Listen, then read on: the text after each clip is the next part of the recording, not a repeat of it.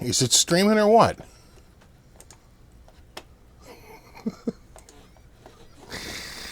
Now I think we're streaming.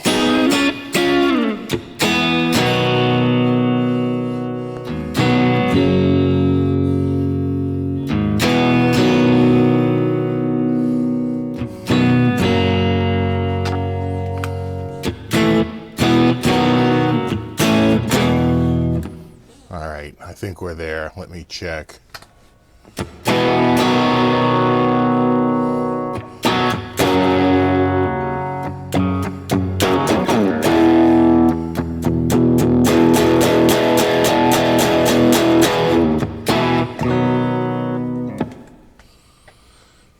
All right, here we are. Here we are. What's up, dudes? That's the sound. Now my hands are freezing. How's it sounding out there? Oh, man. What's up, dudes? What's up, Andrew and everybody? I know, Rip Malcolm. I know. I can't believe it. Here's a funny thing.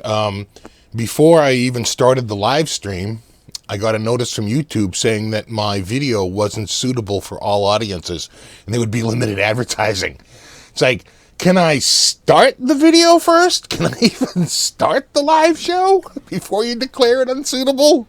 I gotta think it has to do with the rip.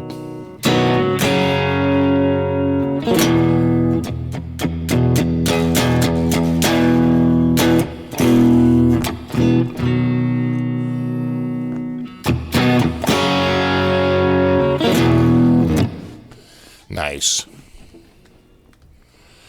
Hey, you think I'm looking a little yellow? Someone was saying I look yellow.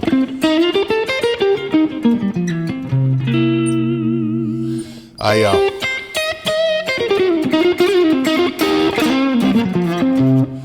updated the software and it like reset all the settings. So if you saw the earlier video, it resets like the white balance all the way left and the color saturation all the way right.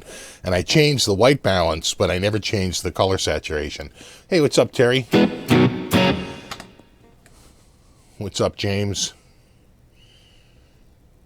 All right. I know, Rip Malcolm, I know. So many.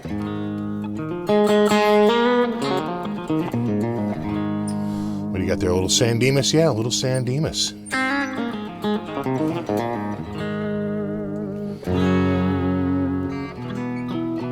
Oh, the fretboard looks super yellowy.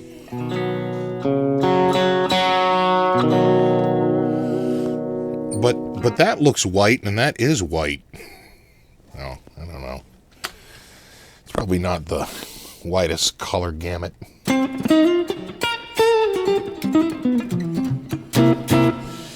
So yeah, geez, the passing of Malcolm Young. What a bummer. Let's say hello to some people here. I see Krellbar, and why don't you tell me where you're from? We haven't done that in a while. I think I see someone from Philly.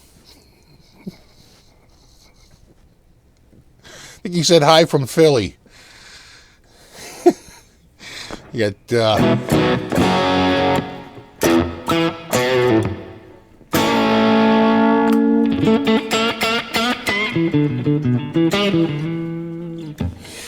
yeah, I saw that too. David Cassidy is very ill. That's a bummer too. His story is awesome about how he really stuck it to the network after they found out he signed his contract when he was 17 and not 18. That was the end of that. I'm seeing Ontario, Croatia, Sydney, Australia, and Netherlands, Canada, Oregon, Sweden, Ohio. See, now it's going LA, RI, Switzerland, Ohio, New Jersey, Austin, Texas, Canada, Bakersfield, Baltimore, Jersey, Greensboro, Indianapolis, Terry Bear, Florida. A lot of Canucks up here, yeah. I thought I saw Sweden go by, another Philly, another Jersey, another Oz, another Milwaukee, Glasgow, Scotland, a couple of North Carolinas in there, Canada, Seattle, Iowa. More Canada. Yeah, I got a lot of... I sent out the bat signal up in Canada. That'd be a moose, right? Salinas, California. Saskatchewan, Ontario. Little UK, Essex. What's up, buddy? And Saugus, West Virginia. Yeah. Plainborough, New Jersey. I might be skipping. I'm just throwing back up there. Connecticut, Quincy. The moon. There's always one. Chicago, Chino Hills, Norway, Dundee, Portsmouth. And I think I saw Ayr and Bahamas. And another Philly. And another Oz. And another Duluth. Another Duluth. And Wales. And, of course, New Brunswick. That's where my dad was from. My dad. My grandfather. My mother's side. New Brunswick. Up in right outside of Moncton. What do you got here? Hey, Pixie fellow New Englander. New Hampshire. Nice. North Quincy and Texas and Virginia and Rochelle and Glasgow and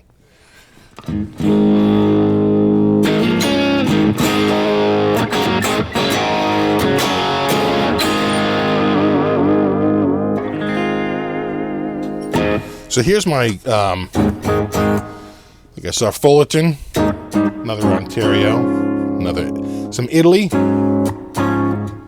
Serbia. That's my clean tone. That's with the cinder on.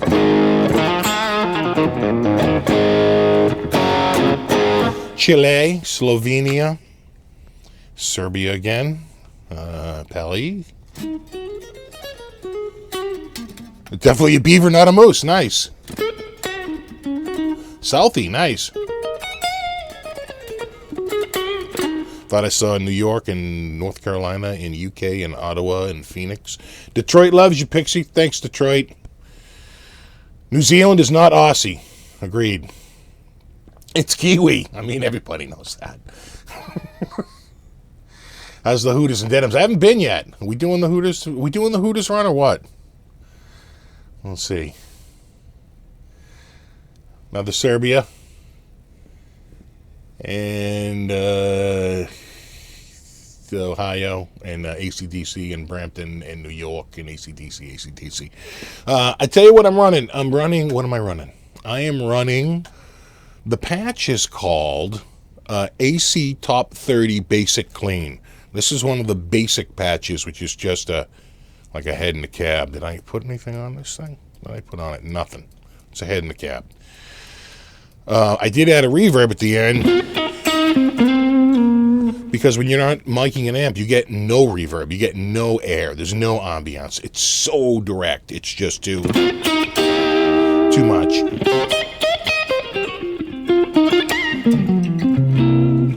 So here it is with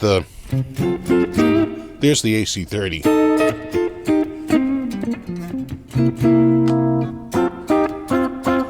And I put the cinder on.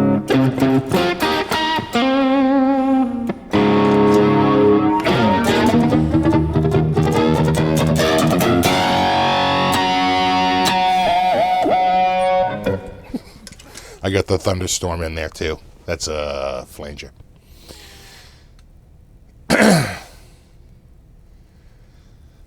Think I'm seeing some Maine, some Bulgaria, some Kansas City. TH2 or TH3? TH3. Kansas City. We pronounce Aussie like Aussie. And you should. Everyone should pronounce everything like Aussie. Honey, can you get me an Aussie? Thanks.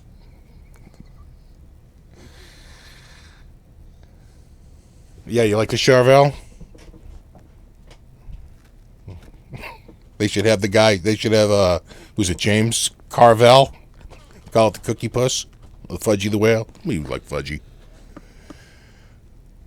Don't you love Van Halen style tones?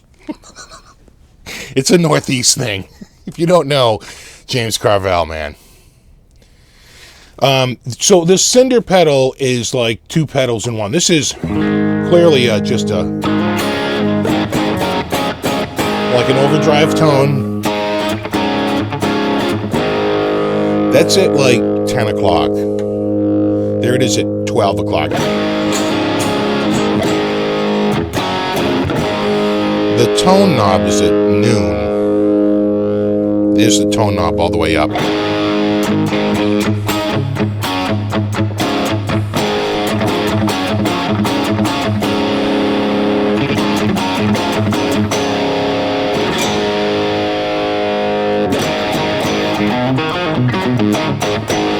Right? And then there's the tone knob all the way down.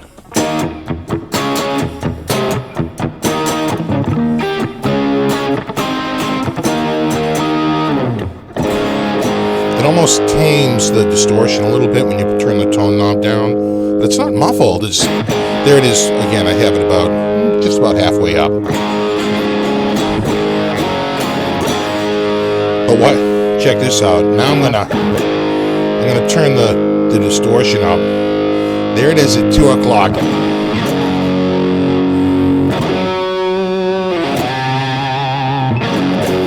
And then turn the tone knob up, and it almost seems to make it even hotter.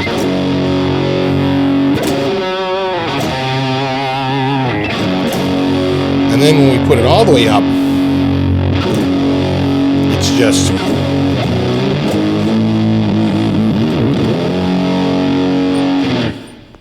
it's a bit over the top, to say the least, right?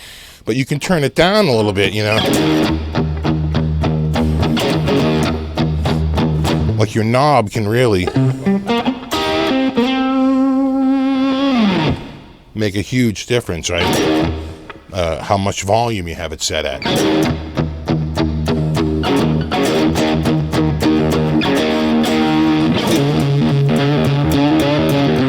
It's for that like super over fuzz.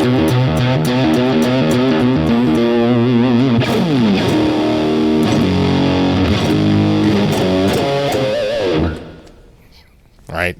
But here it is with the volume knob down, and it's just...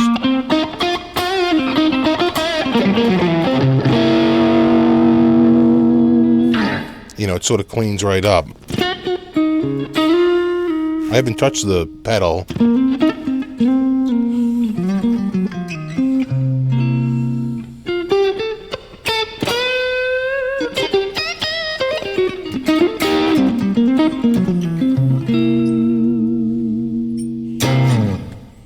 And then if I just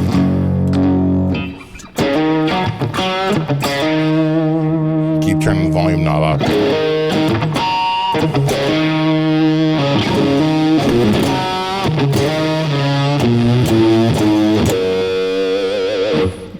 So it's like this crazy pedal that, I mean, you heard it earlier, right? It's not, right, this crazy. Almost have to turn this just a back a hair.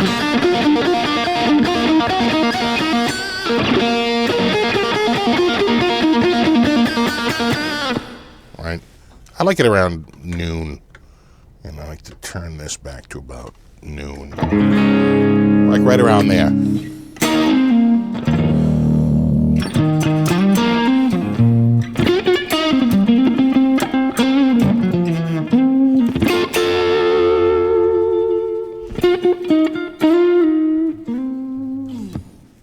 So, anyway, I'll do a full video on it at some point. That's the Cinders Overdrive.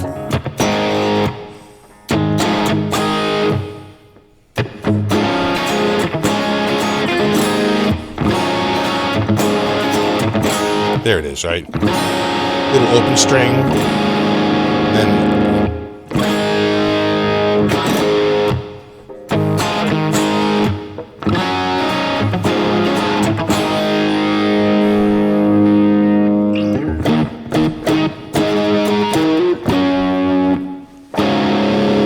when it goes up, it goes like full retard, right?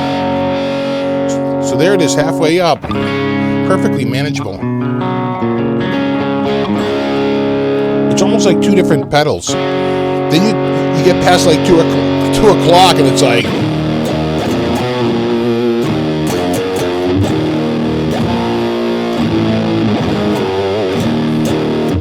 right? It goes insane. And then I got the thunderstorm here.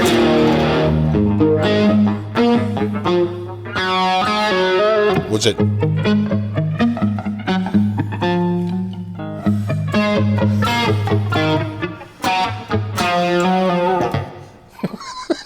Right? You said these things can get addicting, right? Probably a little bit more distortion.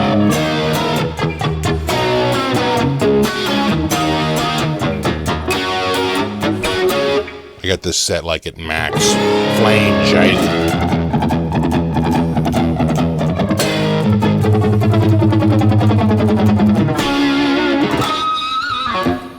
Anyway, I should check back on this. Yeah. Yay, Shane, what's up, buddy? It's my water. There it is.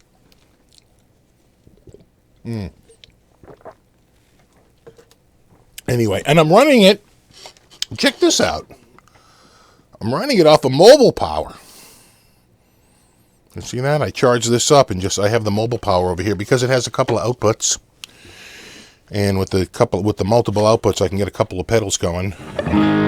So there's the cinders, and then that's the seafoam.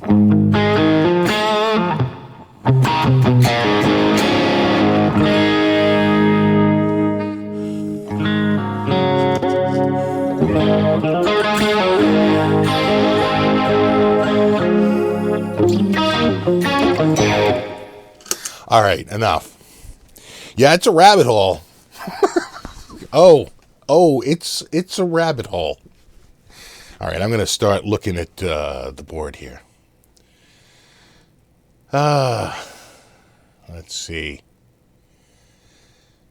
What's up, Showman? What's up, TVL TNT? What's up, Kenny? Kenny? No brew? Yeah, no brew. I don't even know if I have a brew. I've had a buddy over here who's a bit of a brew guy, and, brews go missing. He's my brew bro. Yeah, Malcolm Young. What's, I'm going to turn the tone up a little bit. I'm going to bring the distortion back and back.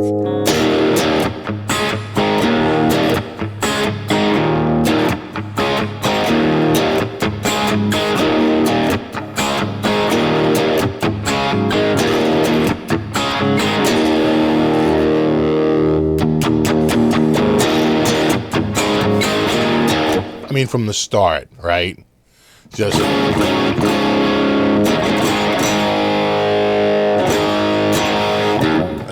here's the tough one. Probably the hardest riff. All right, I gotta do it once slow.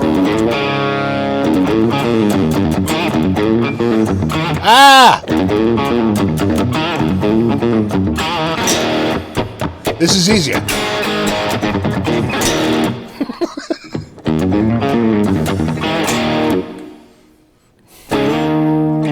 All right. What else? And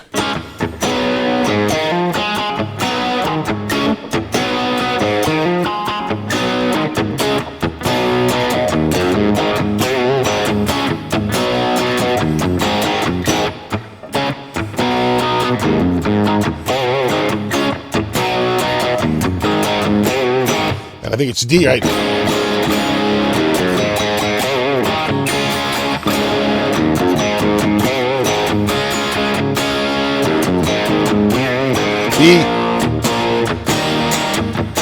E. And that's E to F sharp. Right. A couple of times. And then to C. And back to A. And then it's just D to C.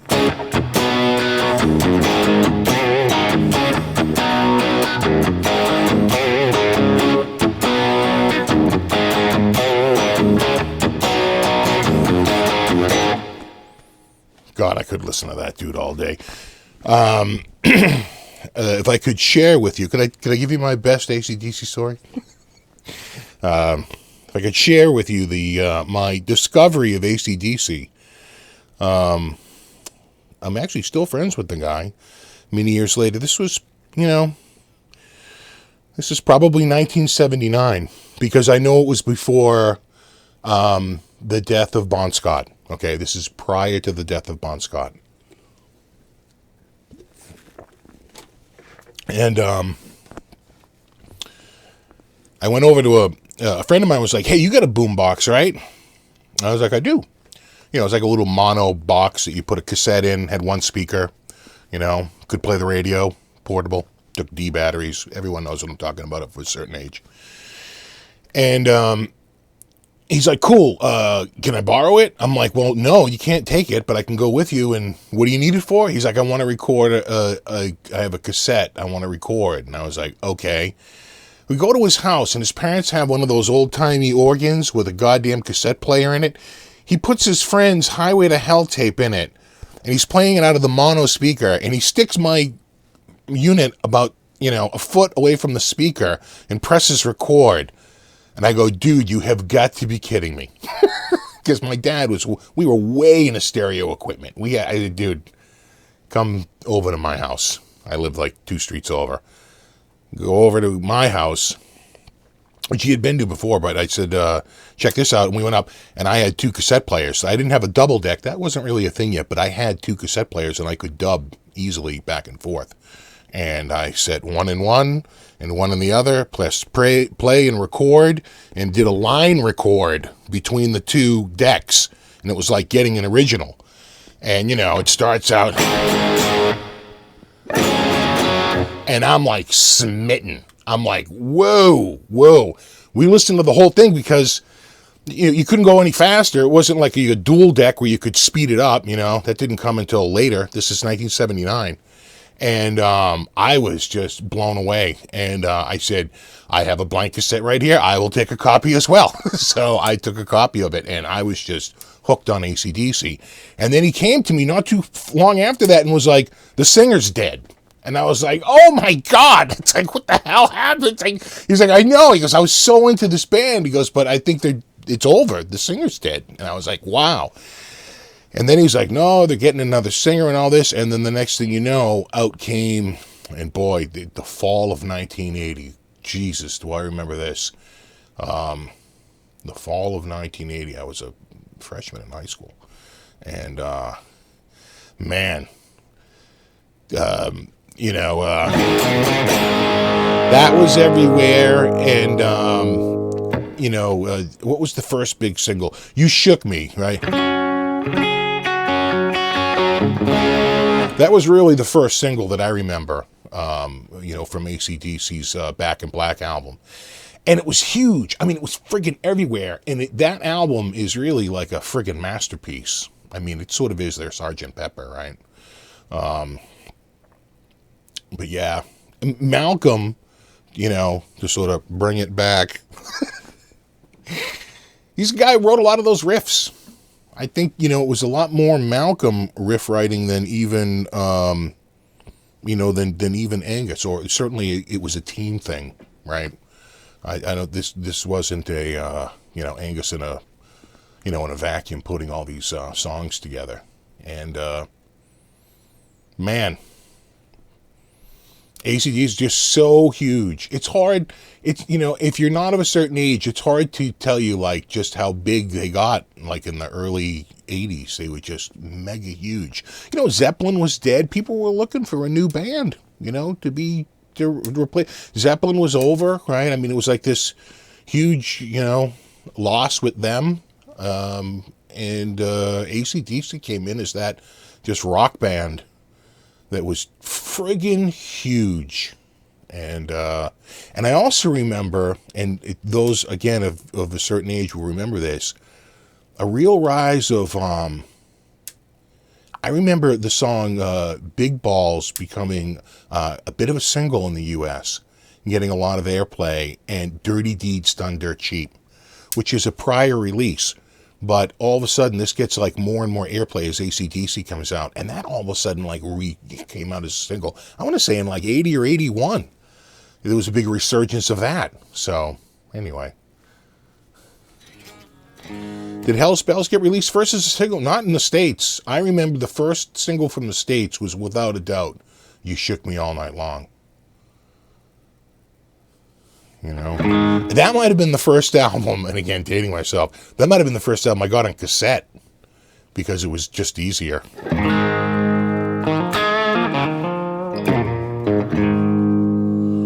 You know.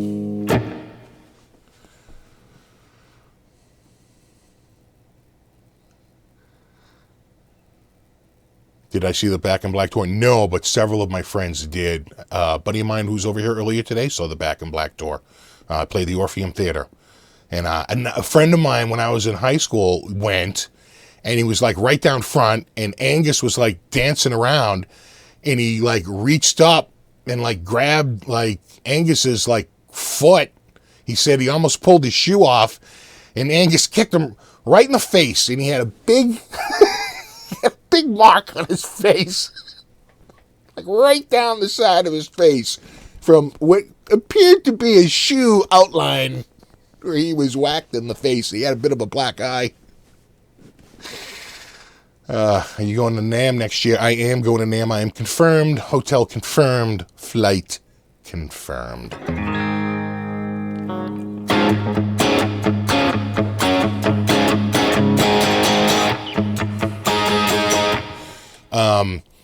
I saw the first time I saw AC/DC. God, I've seen AC/DC a few times, but the first time I saw AC/DC was on the For Those About Rock tour.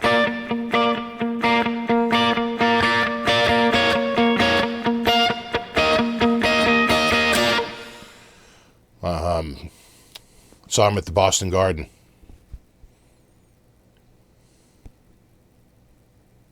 AC/DC was banned in Boston because of the cannons in 81. Yeah, I was at that show. And the cannons did go off. I remember the cannons. They came back and did the cannons again. They, you know, Boston actually, so Massachusetts lightened up on that because it used to be they had absolutely no pyrotechnics. And then later on, more and more pyrotechnics came in as they were able to show that it was safer and safer. You know. Yeah, definitely see you at NAMM, Andrew.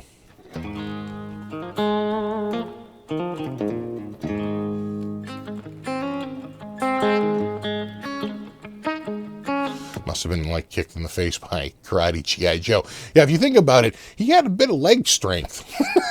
I mean, the guy had a leg workout on a pretty regular basis. I got to think he kicks like a mule.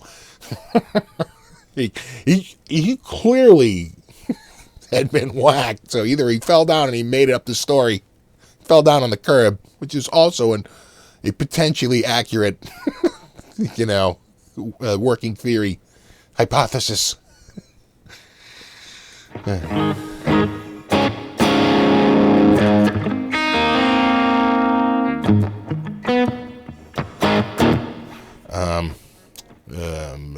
What can we do?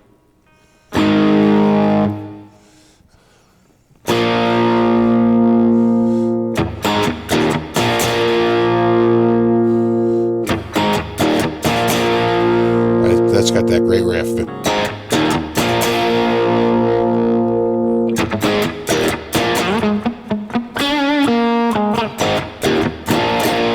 do a little bit. This is the lead.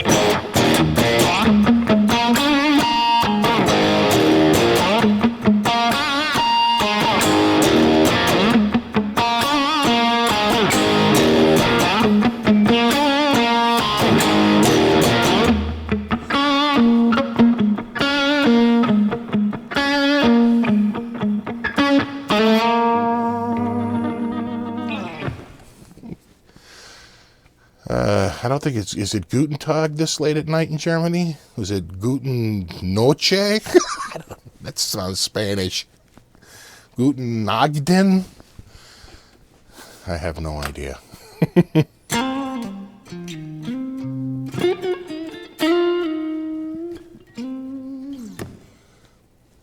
I like this pedal. I could get used to this.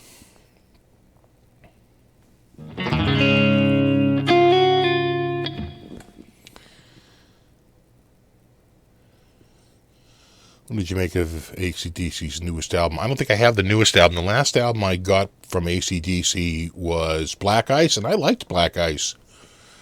That was in a little rotation on my on my set list for a while. I liked Black Ice.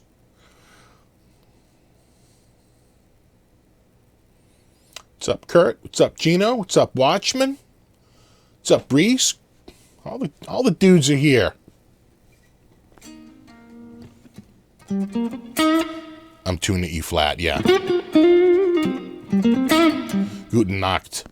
Is it Nacht? I'm just gonna say Nacht. It's probably like Nacht. Not good with other languages. I'm barely acceptable with English.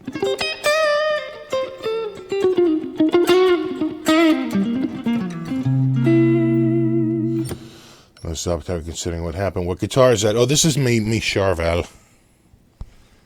Charvel, which I bought solely on price. I am that shallow.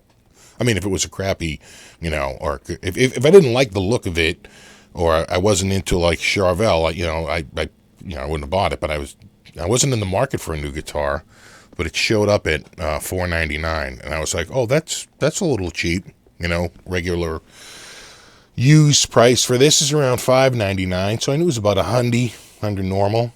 And this one goes for actually a little bit more because it has the flamey top instead of the plain color.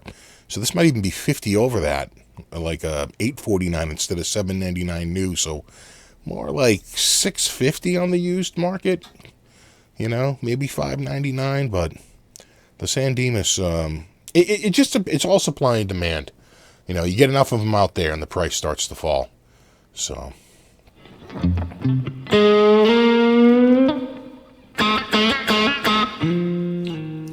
I know any Hank Williams songs? I don't.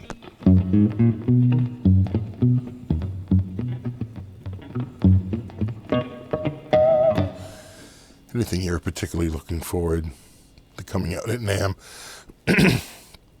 next year? You don't really know what's going to come out. There's a lot of them keep their crap quiet until like the week before or 2 weeks before, and then it all starts to come out.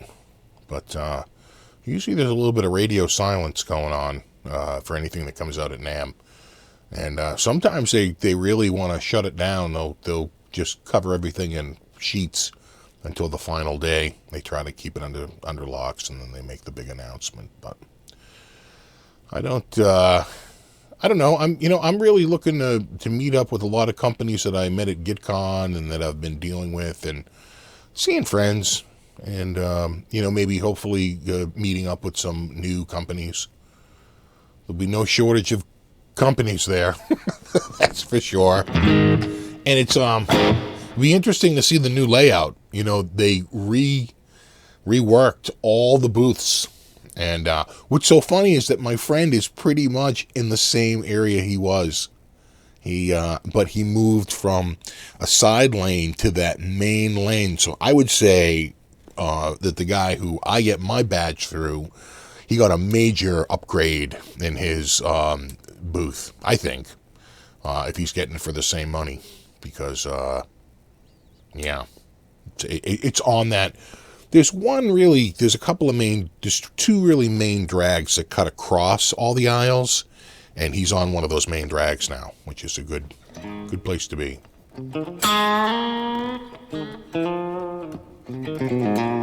Want to see you try the DV Mark amp. Yeah, they seem nice.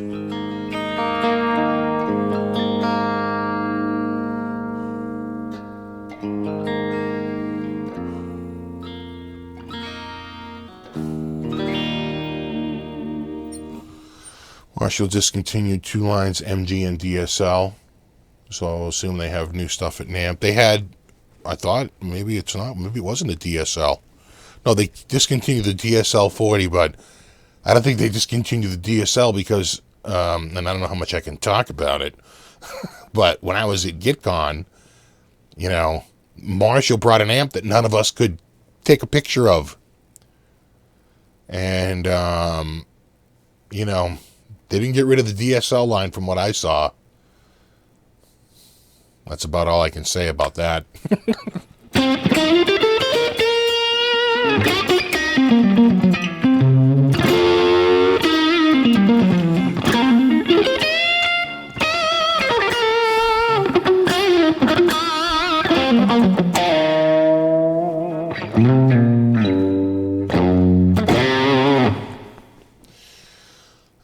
Have you checked out any of the Moore audio stuff yet? No, I haven't. They're pretty big. I think Harley Benton might send me a couple of guitars to check out. That would be cool. Keeley sent me some pedals. Obviously, I'm playing TC Electronic. This is the Seafoam. This is the ADT. And this is the dual chorus. But what I really like is this Seafoam in the middle. It's very subtle.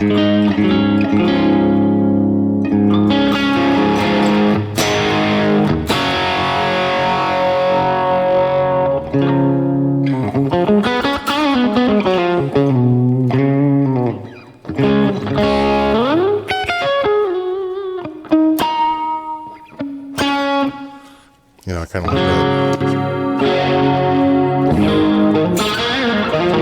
It's almost a little too much back that.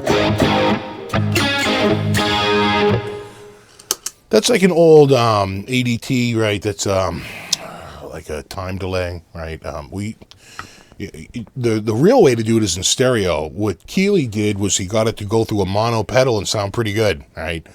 So if you just running one amp, the Keeley one is pretty cool because it's pretty good at it. The true ADT is with two amps, and it should be a stereo out. Could be a stereo in, but mono in is okay. But then what it does is it sits it apart like about, he calls it, I think, a 30 millisecond. That's about right, 30 milliseconds apart. And you get, that,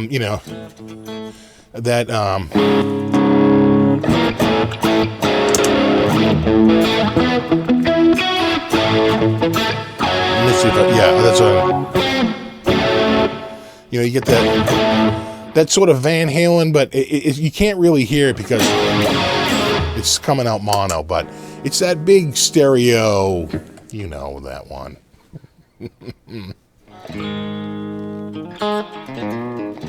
Little Cresta Dever, I never learned that. I'm surprised I haven't, but so you can run your pedals into your computer. Absolutely, yeah. Now you can't. This is let me turn everything off. This is my amp sound, right? You got to run it into a clean amp, right? You got to run it into a clean amp. You run into a distorted amp. I mean, you could run into a distorted amp. I suppose I could experiment with that a little bit, but it doesn't usually work out. I like it just running it into a straight up clean amp.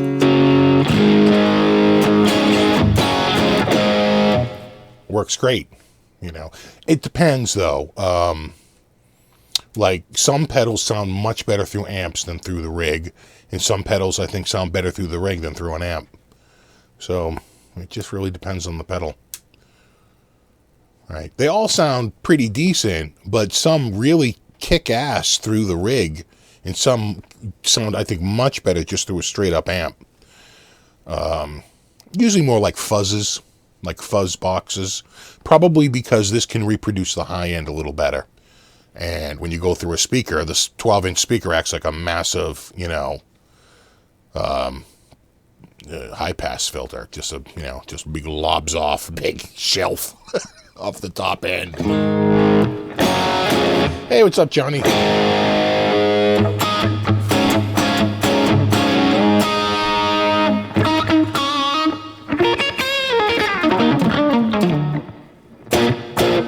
You can see over my shoulder here. So you got to do the opposite of what you want to do. There. It's hard. It's hard to do the opposite. There is a whole bunch of pedals on Minute Pedal Book. Can I grab this? All right, pedals, be cool. I did put some foam on them. But that's the start of me board. And so it begins. Soon they'll be talking to each other, and they'll occupy my entire basement and become sentient, take over the world. Got a Keeley compressor, because when Keeley says, you want a couple of pedals, the first pedal you ought to use, compressor, because his compressors are like insanely good. Everybody Everybody knows that. So got to get a compressor. And then this pedal, I played at GitCon and was like, send over one of those Monterey's if you want. And then I got a Seafoam because I just know the Seafoam kicks ass. You know, looking back, I should have got a dark. You should have got a Dark Matter. I don't know what I was thinking. Not Dark Matter. What's it called? What's the one? Dark Matter's the TC Electronic Destroy. Dark Side of the Moon. Then we got a Flashback. I got a tone print coming out with them soon. And then we get the old Ditto, which is awesome. And then this little cute, adorable little Donner pedal. And this pedal was surprisingly kick-ass. Again, very much like a Stevie Ray Vaughan when I play it through my rig here. In fact, I had this all set up with that pedal before I put the cinders on here, and I just had the cinders on ever since because I've been cindering it up.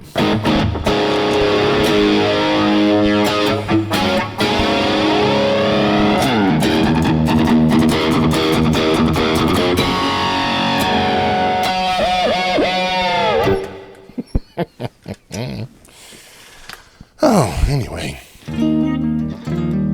I need a Morley. Wow, I talked to Morley. Last year. I said, I was walking around with my gimbal, which is a great icebreaker. And people were like, hey, what's that you were? And I'm like, oh, it's my gimbal. Oh, is this Morley? Oh, hey, I play guitar and I have a YouTube channel. And I got their cards and I sent them all emails. I was like, yo, bro, remember you told me to send you an email? They were both like, you know what? We want to get into this. We want to do this. Please send me. They were so serious and seemingly, into it. And then I got back and I emailed them like a couple of times and like radio silence. I even said I was the guy with the gimbal. Remember the gimbal? Nothing. Crickets. So I need a Helix. Yeah, I got the Helix native software, but I want to go through that and work with it before. You can't just go rushing out. You gotta learn a little bit. So I'm still in the learning phase on it. I don't want to do what I did with TH3. TH3 when I first got it, I didn't think it sounded that good. But then after a while working with it a little bit, I think this sounds killer.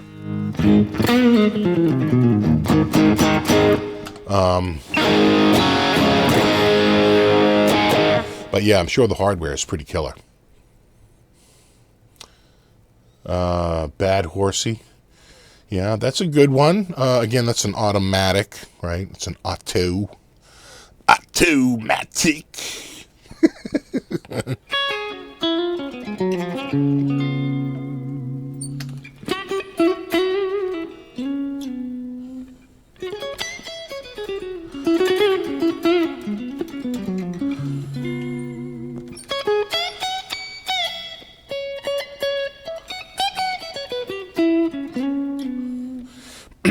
What, the board? No, I don't have the board. I do have the Helix software, but I don't have the Helix board, the Helix like pedal board, or the Helix like rack mount. I don't have that. I don't have the hardware. I don't have any Helix hardware, but I do have some Helix software. Thanks to Chad Boston. Chad from Boston. Chad Boston. Chad in Boston.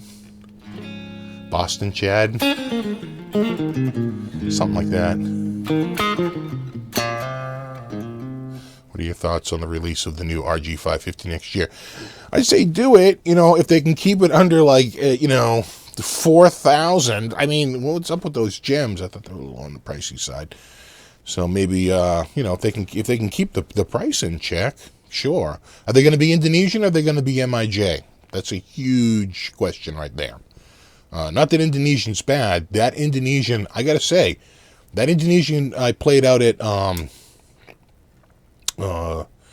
GitCon was amazing. I was like, whoa, all right. Hey, thanks, Justin. Super appreciated, buddy. I know, Thanksgiving. Thanks, buddy. Any gigs coming up? No, but I'm trying to get a bass player over here. He's a little busy, but he seems to be somewhat interested in it. Guys got to give him a really nice welcome when he gets over here. You know, and he's a good player and good guy, and he's got a YouTube channel, so that's always good. Which I don't know the name of off the top of my head. I think it's his name, which I don't know how to fully spell. I don't know if he does it. Anyway, when he shows up here, we'll do it. No sense getting into it until he's actually here. But that should be good because you know it'd be good to work with a bass player at least once in a while during a live show.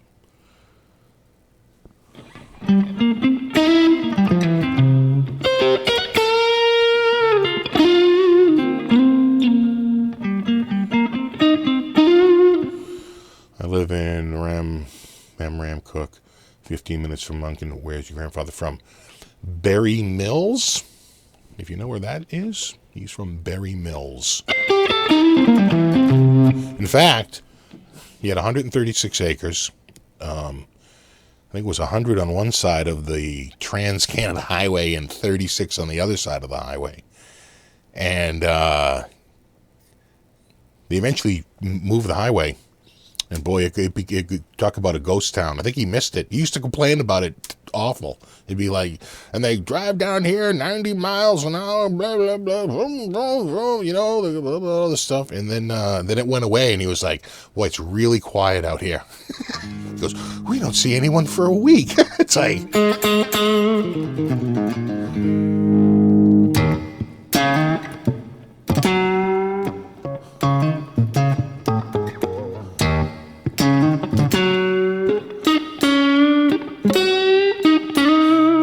Getting such a good vocal from that clip-on mic. I'm running it through a good preamp. I'm running it through my Tascam mixer, which I just can't quit you. It might quit on me someday. My wife bought me that for Christmas 2000. So that's, coming up on 17 years ago, right? And it still runs. The reason I had to get rid of it is because the interface that ran in my computer, they stopped making it. I bought the interface at Mars, okay? How's that for dating it? Mars Music. And it's 32-bit, and they were never updating the software to 64-bit. And there's one limitation. You can run 32-bit software all you want. You can't run 32-bit hardware because it has to put itself in RAM somewhere, and it doesn't have the same RAM registry. So big problem. It can't address those addresses. So Windows wants to put it in a certain address, and it can't even recognize that address. So it's never going to happen because it only has a 32-bit string instead of a 64-bit. That's basically it. So not as many choices. So I had to get rid of it. I had to finally move to a 64-bit system and get more than 4 gigs of RAM, of which 3 to maybe 3 1/4 was usable, depending on your system. But usually you only got, about 3 1/4 gigs of use out of a 4 gig system. And I had to move on. So I finally got 16 gigs of RAM and a full 64-bit system and a Focusrite. But I run still through the Tascam because these mics don't work with my freaking Focusrite. I bought that Focusrite. I had somebody over, I had John Finn over here, and we're trying to get it going, and I could not get a signal out of it. I could not believe it.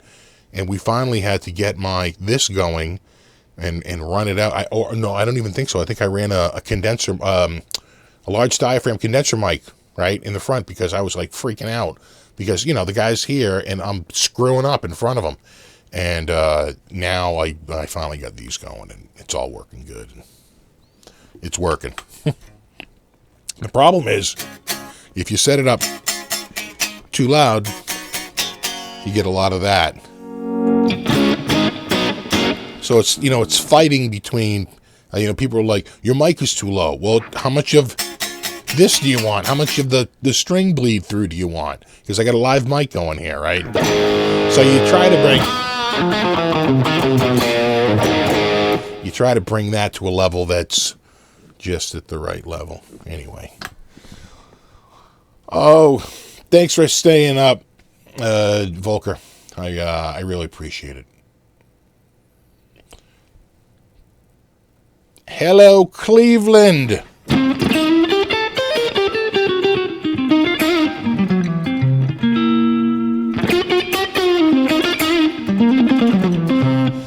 Beato has a good video on making Hackintosh for studio stuff. Yeah, I saw the video. That video is a little bit more pie in the sky, right? He glosses over a couple of these. Oh yeah, and then you just go to websites and you just download stuff. No, you have to modify catch files. I mean, it's not as easy as you think. And Apple, I've built Hackintoshes. Right, this comes from a place of experience. I built my first Hackintosh in 2009, 2010. On a Dell Mini 10V, right, which I just recently tried to upgrade to get a little bit more power in it, but that old Atom processor is just a hunk of junk, and that thing's a sled. It's like a sled on cement. So it's not going anywhere. And the Hackintosh, the reason why that worked was because that was such a good hardware footprint for the Mac that someone had very easily written up just the right thing to put it on. Now, there are ways to do it. The install software has gotten better and better. You can start to go down and it will custom make some of the hardware profiles that you need to get it going. But I'm telling you right now, that is I had to jump through hoops just to get my Bluetooth insignia to show up in the, in the bar. I'm just better with Windows. I really am.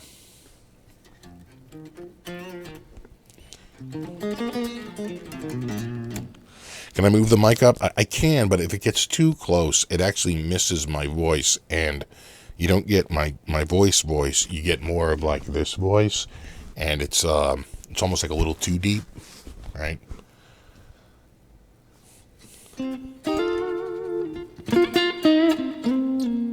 Took me ages to get Mac OS to run in VMware. Yeah, I'm sure, right? You're constantly tweaking that VMware to get it to run. I know exactly what you're talking about. Have you checked out the new Kawasa plugins? I haven't. Kawasa makes good stuff, and they make a couple of free amps that are really good. Or at least one.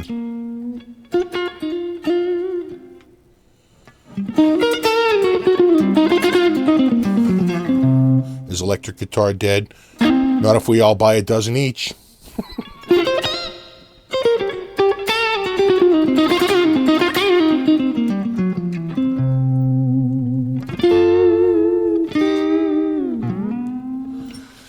But in terms of its appearance in pop music, it seems to be going through a bit of a lull. It's more of an acoustic market right now, it appears. Acoustic and synth. So that could change or not. We don't really know.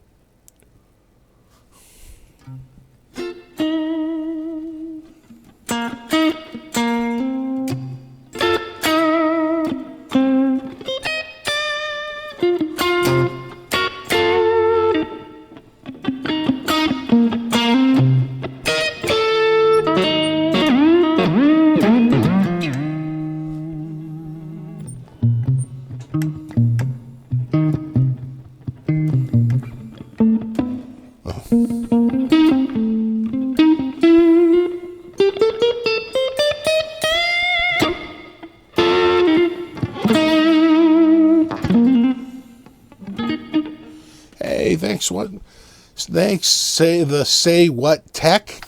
I like that because it's hard to say. The say what tech?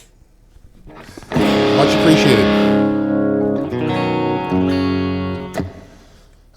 Who would you say would make the ultimate rock supergroup of this day and age? Oh, I don't know. They try to do the supergroups. And it's a little tricky, Would you put, geez, it's hard to, because anyone you put in, right, is going to draw boos, right? Say, I'll put Steve Vai. They're like, Steve Vai, I don't know. And John Mayer, God, that's an insult to Steve Vai. Right? So it's like, anytime you try and put a super group together, you're just going to piss someone off. What's the pickup in the bridge? I believe it's the Duncan. I forget if it's the Jazz or the 59. I think it's the Jazz.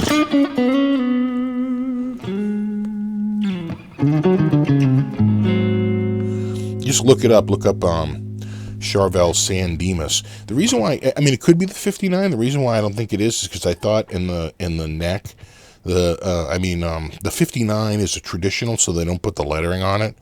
And I could have sworn this is the JB. That I know, JB. But this is either, it's either the 59 or it's the, the SH. What is it? Not the 4, the 2. The Jazz. It's the JB and the Jazz, I think. I forget. Someone will look it up. Look it up for me. I'm dispatching my research team on that right now. Krell Bar. Chris says 59 in the neck.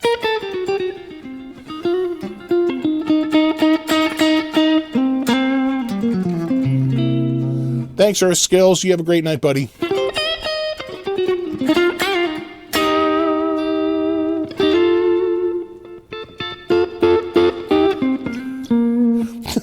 Now this might be the best supergroup of all. Taylor Swift with a Frank Zappa hologram.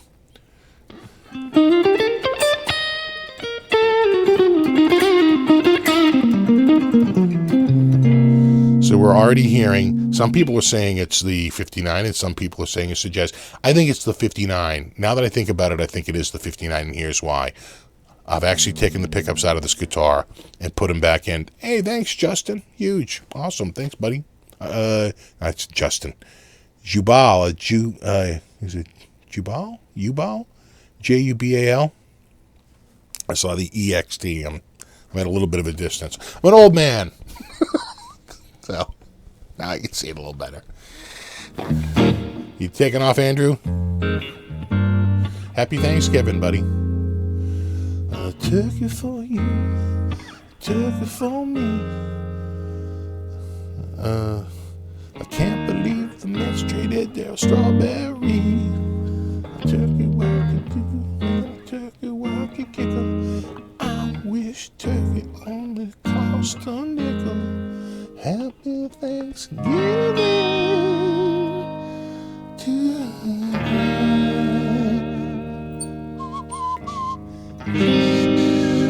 Little A major 7.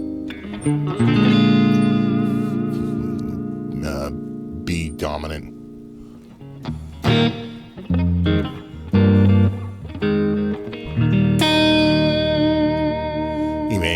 E major, F sharp. Hey, thanks, Showman. Much appreciated, bro.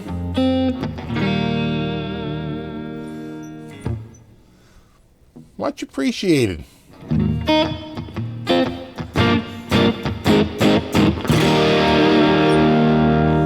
The PRS fund is coming along great, thanks to people like Showman Blues.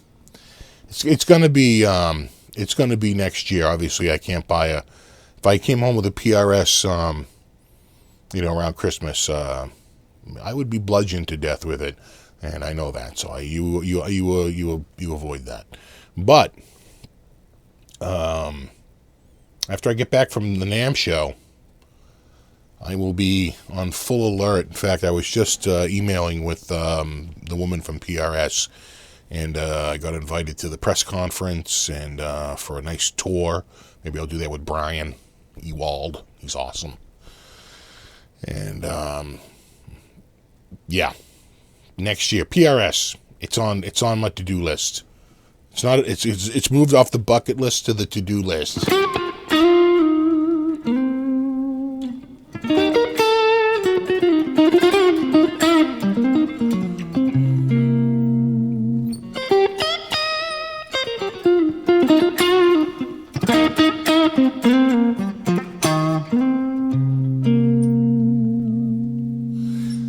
Christmas song this year? I am. Yep, the Christmas song will be back. It'll make me crazy. I'll put it out. I'll hate it and wish I could have done 1,000 things more.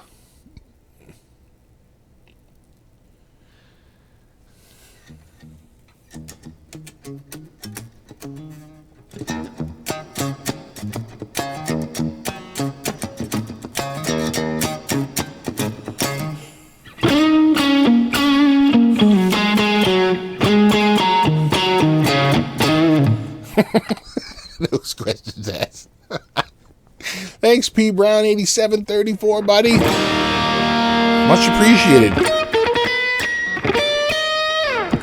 See you, David.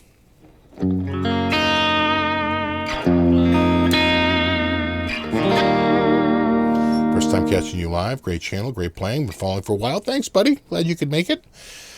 I usually do one a month, but my video production has been down a little bit, so I've been feeling the need. I had a little time tonight. I said I'll do a live show, mid-month live show, and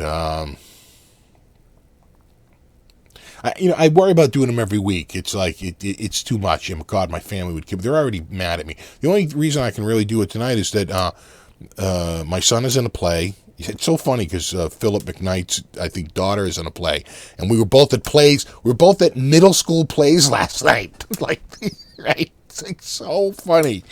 And so I was at the.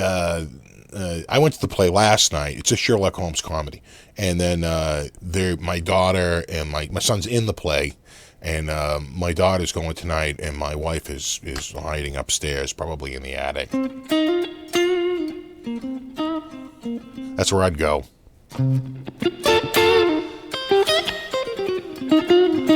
Yeah, I heard about David Cassidy. I heard that he's been having some organ shut down, and it doesn't look good. He's in like a medically induced coma. Now, I will say this: it was Ron Jeremy years ago. He was on like death's doorstep, and we came out of it. So you never know, right? But whenever you have organs shutting down, that's usually not a good sign. And, sometimes it's, there's just nothing medicine can do. And I don't know if you know much about him. So if you don't know who David Cassidy is, if you're younger, David Cassidy was, he was a singer who got picked up to do a TV show. And he was in a show called The Partridge Family, about a family that, all played in a band, the Partridge Family. And they were, Reuben Kincaid was their manager, and, it was a comedy.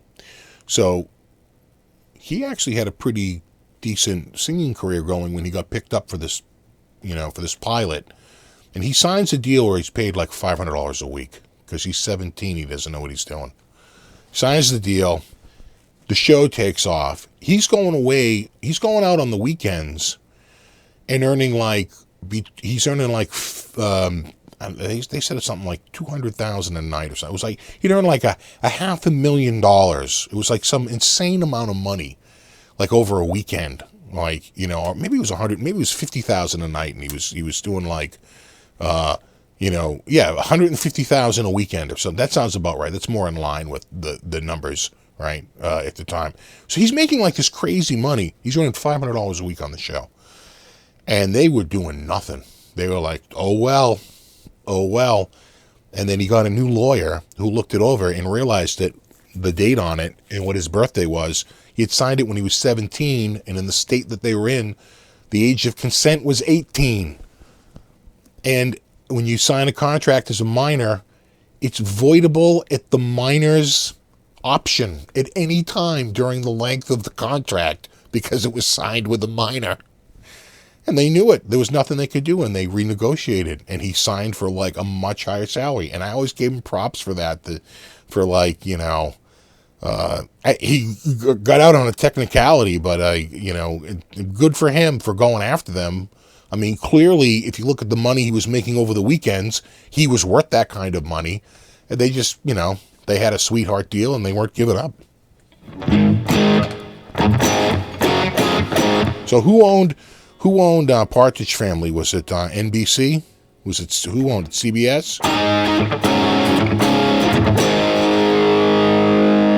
Yeah, his brother is Sean Cassidy. Is Sean Cassidy still alive? I think so, right? God, those are freaking huge. And Sean Cassidy was what? The Hardy Boys. God, talk about my sister going gaga. The Hardy Boys. I'm seeing a raging clue over here.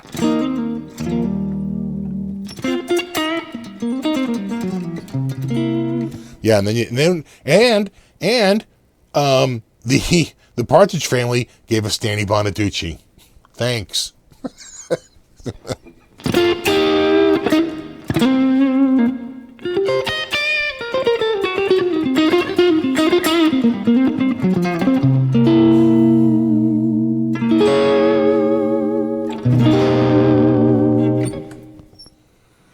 Don Kirshner. I remember that, Don Kirshner's rock concert.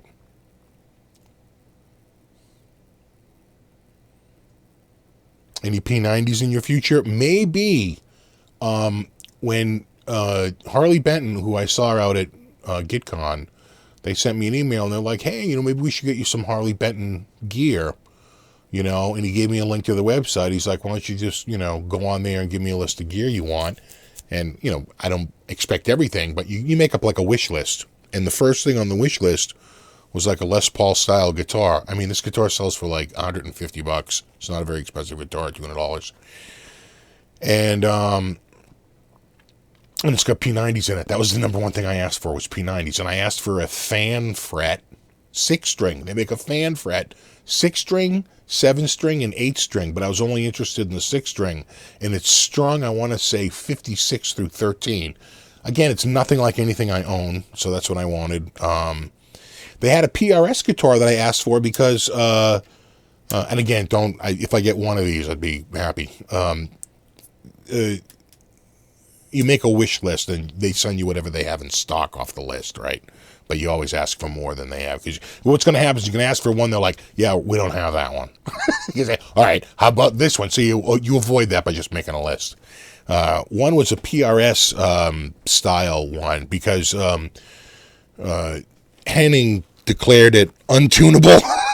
He basically said that he was having trouble keeping it in tune. Like, don't ever touch the whammy bar. And I thought a good video would be, can I make it stay in tune by, the lubrication and, buffing and filing out slots and giving it a little bit more love than it got at the factory. Can I get it to stay in tune? It would be a good video. Or maybe do I have to change the tuners to get it to stay in tune? I don't know.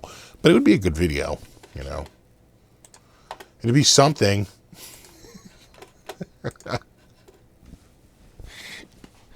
Was it Nancy Drew? No, I think it was Hardy Boys, right?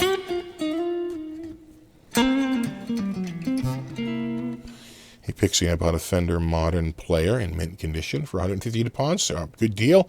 I don't know. You know who would know better than me would be In the Blues, because I'm not too into the Modern Player. That's a, is that a guitar? That's a guitar, right? Not an amp. I've heard Harley Benton's really good for it's the number one requested brand I get.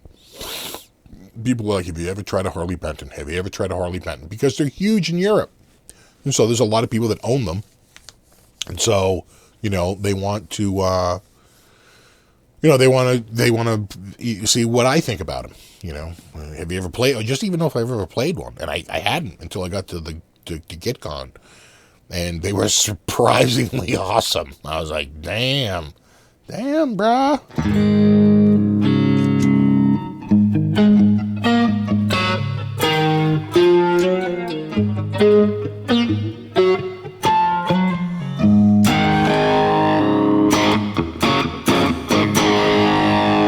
In the Blues is Shane, and he was here earlier, but he may be gone now.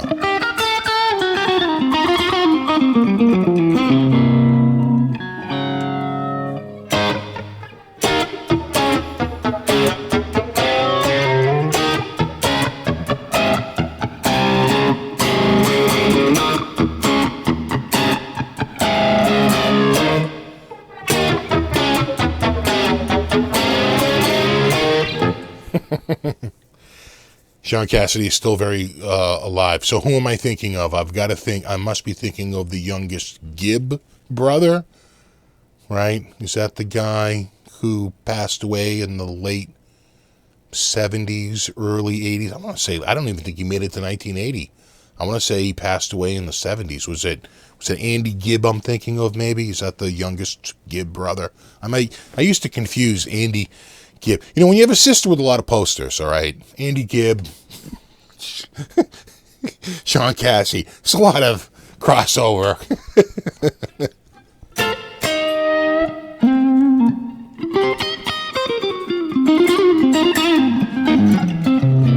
We were just talking about Yeah and the Blues. Someone was asking.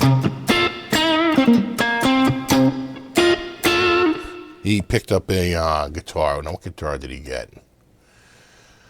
Let's see here. He said it was was it a Modern Player? It was a Fender? Let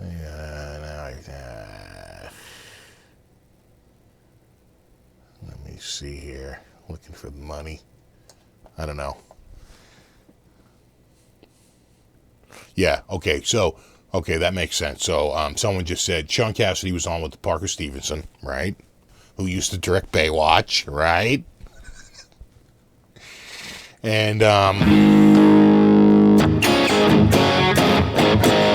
yeah, it's Andy Gibb. That's who I'm thinking of, Andy Gibb. You know. God, I love the Bee Gees. There's a light.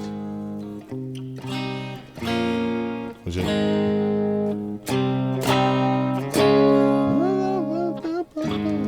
Yeah, I saw Barry Gibb live just recently, and he sounded friggin' incredible. And it was a very emotional night. It was the first show of his tour. And a lot of family photos, up on the screen behind him, and just a lot of memories, very nostalgic. A lot of, a lot of people. Very emotional night. It was a good show. Yeah, Maurice had a heart attack when he was in his 50s. That's how I remember it, right? Maybe he was like 56, 58, something like that. And then Robin died of cancer. And Barry's still around. And Andy died of an overdose.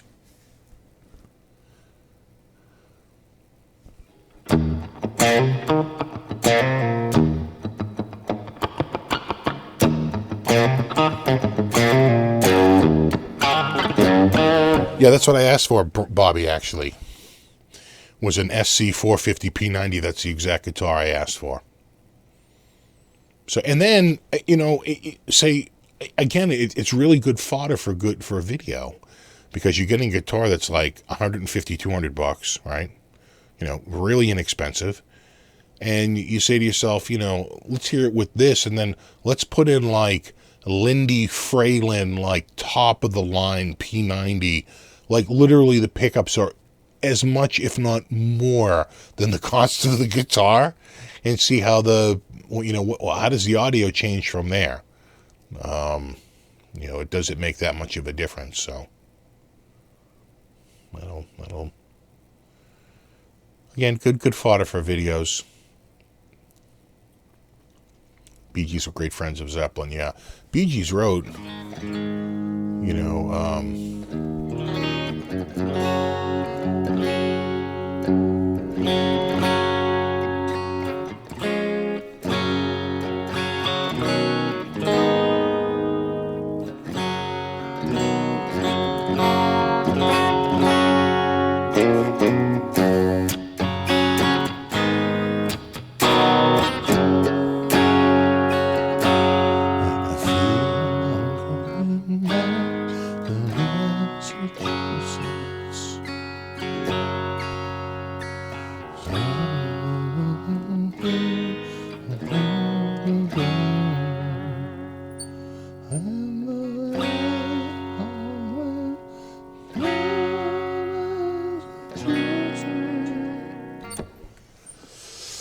something like that.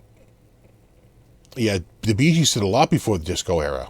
Oh, huge. They were so huge before disco. Disco might have been their death knell, though, right?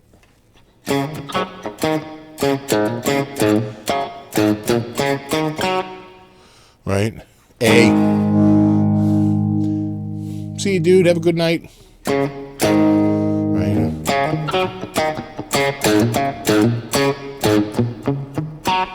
I'm going nowhere. Somebody help me. Right? But you can take,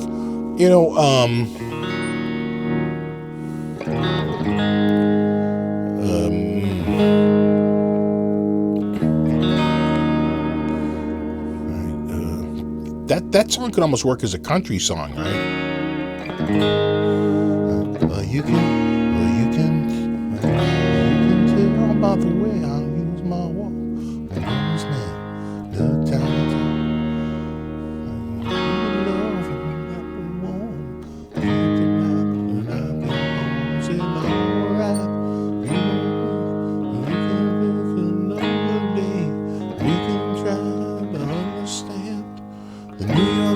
Effect on man. 2 chords.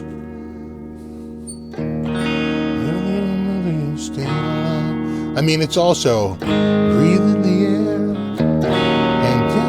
and then be on my side, I'll be on your side, be on my... Yeah, you gotta sing way up though for that one.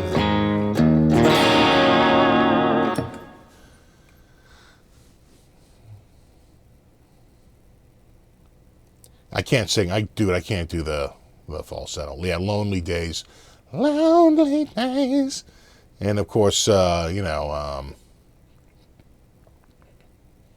Down by the River, right, there it is.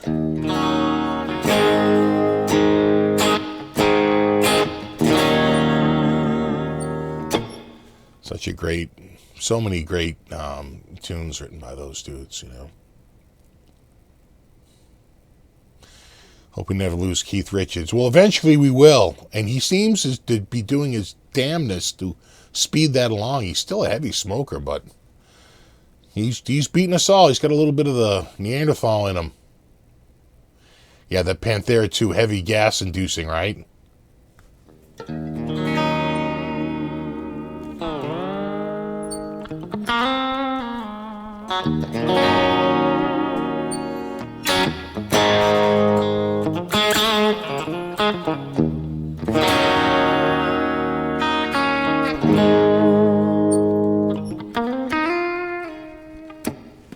A lot of those Motown's disco songs can hold up. Yeah, a lot of them were one-hit wonders. But, well, the preacher...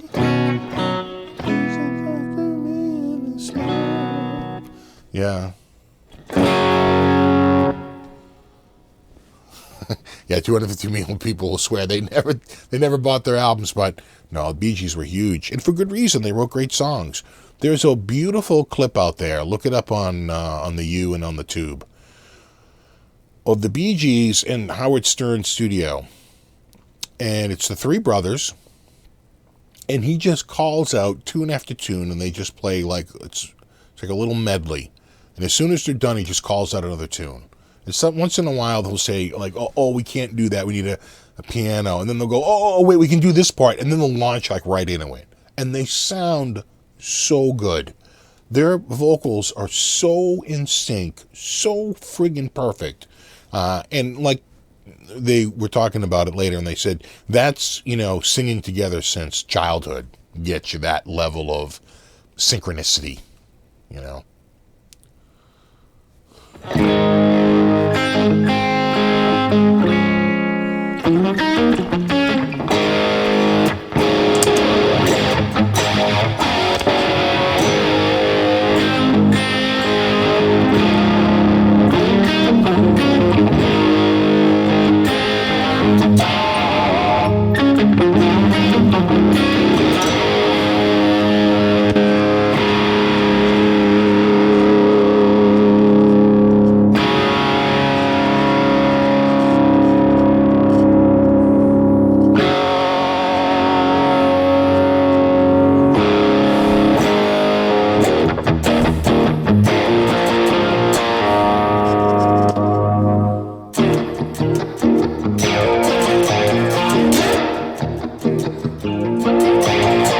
That really sounds like a spring reverb, doesn't it?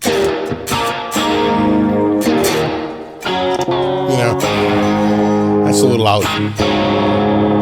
Gotta tame that a little bit.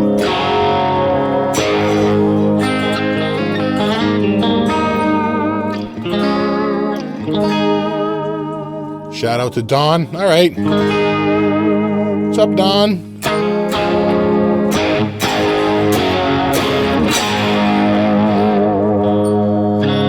That's the Seafoam.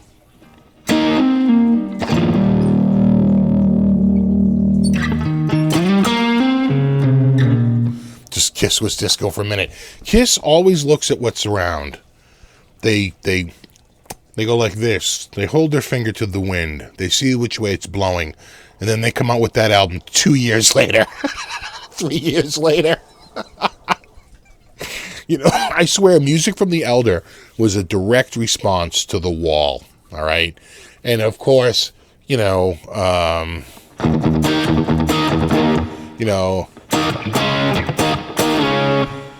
that whole disco tune was a direct response to disco. They're like, what do you like, the disco? Is that what you want? You want the disco?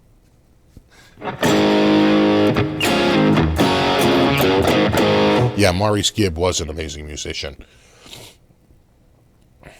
Yeah, you could switch instruments. He was right up there. Those guys. Hello, Western Kentucky. Spirit of the radio.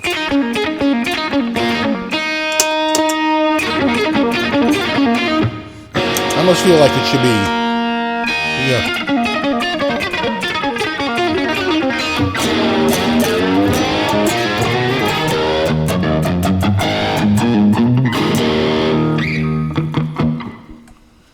Right.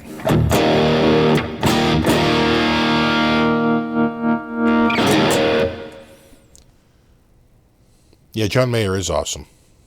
Yeah, I don't know why he gets so much hate. It's probably because he's too pop, maybe? I don't know. Yeah, Kiss from 73 to 78. People don't realize just how huge they were in 78, and then it all blew up, right? They peaked in 78, and they've just been, I don't think they ever got back to that level of hugeness that they were. Maybe in the mid-90s on the return tour, cashing in on the nostalgia. That's probably the next time they were as big as they were in 78. But in 78, they were friggin' massive. I mean, they were everywhere.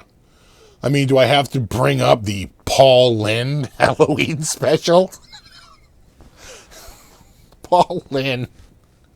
It's like, Jesus Christ. And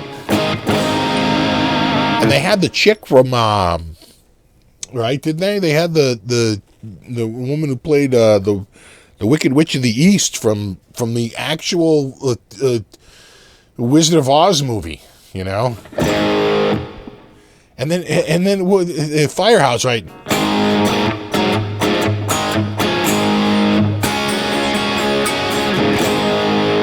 I'm pretty sure that's the song they played.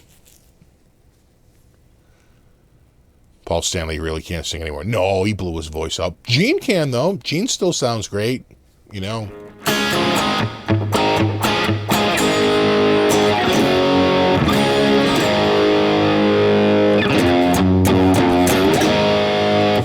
Paul Lynde, see? Some people remember Paul Lynde. When's he going to settle down with a nice woman?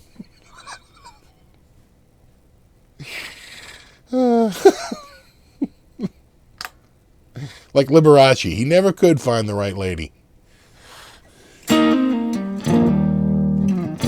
Or Richard Simmons.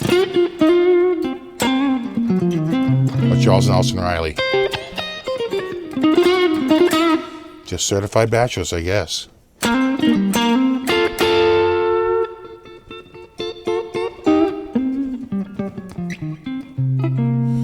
No, not Witchy Poo. Witchy Poo is a different woman, right? That's from that British show, Puff and Stuff, right? Or was it HR Puff and Stuff? That was an American show. Was that Sid and Marty Krofft, right? And Puff and Stuff was not too subtle a code for what they were doing around the same time.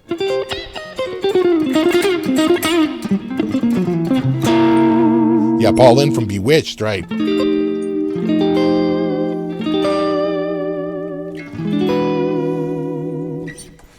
Paul was big on Donnie and Marie. That's right. Oh, God. That's right, yeah. Early to bed taking off, buddy.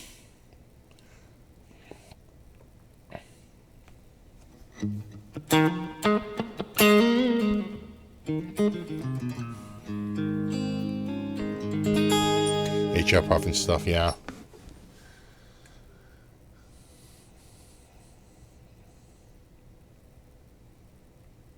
Oh, she was on it too. She was on the same. Oh, really? All right. Well, she was on. Yeah. On the same Paul Lynde special? Maybe. Yeah, Sid and Marty Krofft. What else did they do? Sigmund and the Sea Monster, right? Sigmund the Sea Monster, or Sigmund and the Sea Monsters.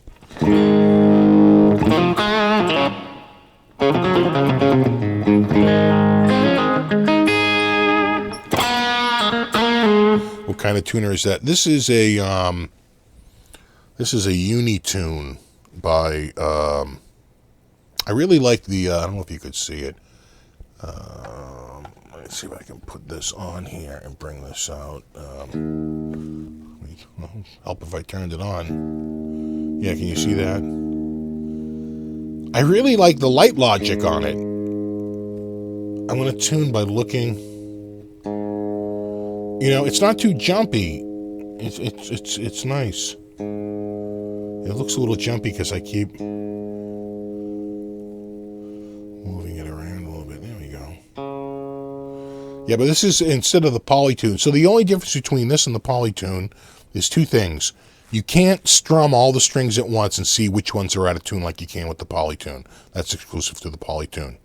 But it's cheaper, a lot cheaper. Instead of $49, it's $29.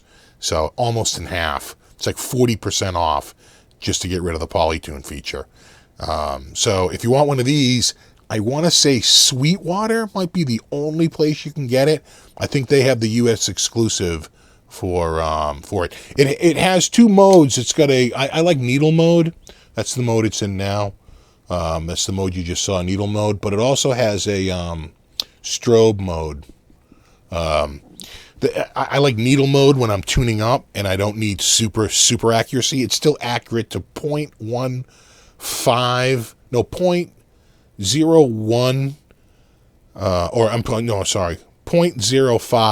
of a 1% of a semitone or of a semitone, I forget. And the strobe is 0.02. Right? So the difference is 0.05 versus 0.02 in terms of accuracy. Needle versus strobe. When I'm regular tuning up, I use needle. But when I'm doing intonation and I want super accuracy, I use strobe because it's longer to work with. It's not as quick. It does bass too. Yeah, it does everything. And it has a mic in it so you can sing the notes. It does acoustic instruments as well. It's not just vibration contact,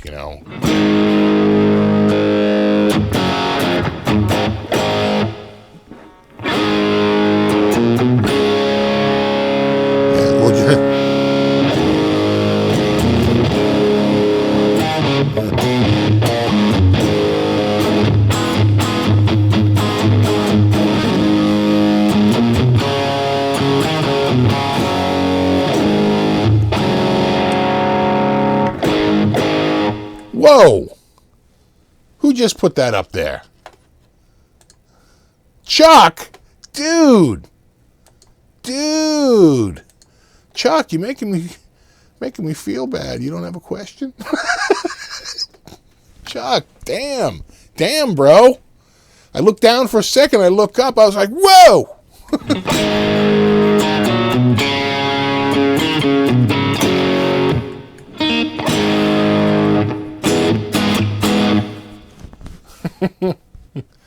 What do you think of Diamond guitar or Dearmond guitars, Dearmond guitars? I like them. I didn't know anything about them.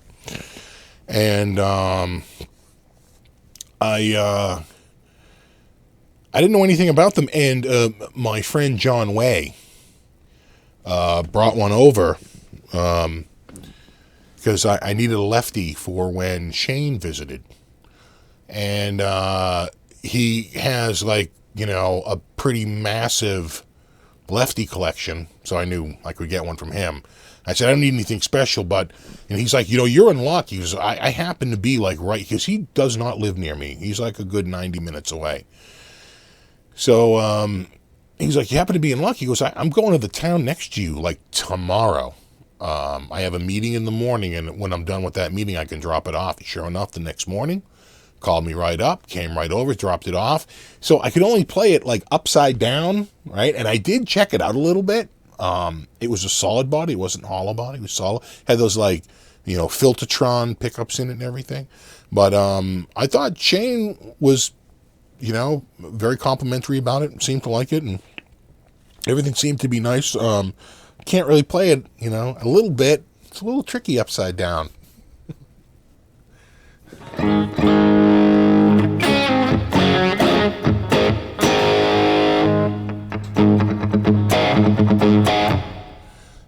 Play a little bit of Dio.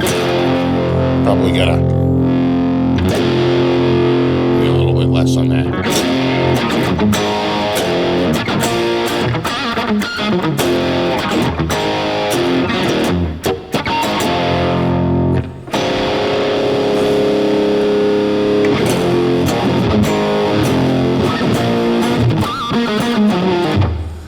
It's like so over the top.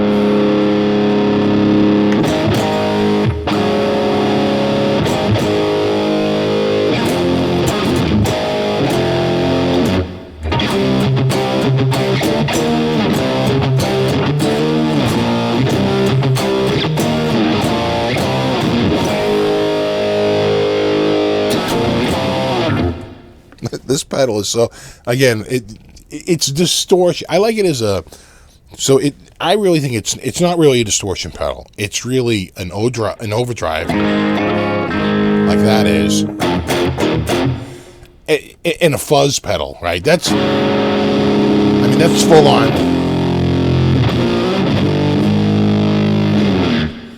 ridiculous over the top fuzz. That's literally the same pedal.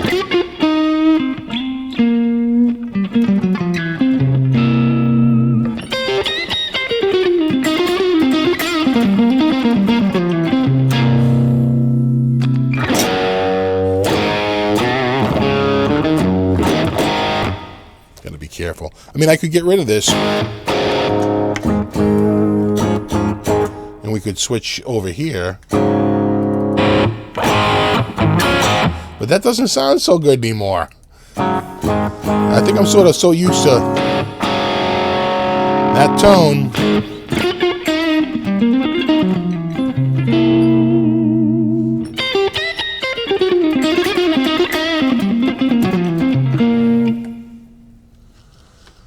Let me see here.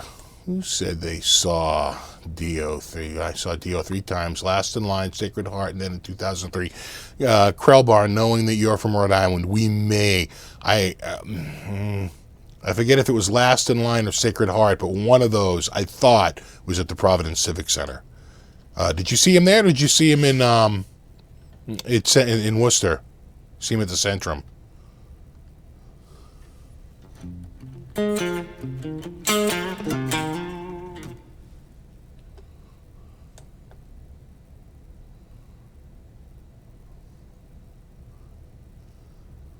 PDX Guitar Freak. I saw someone say PDX and I had to back up. Hey, look who's here.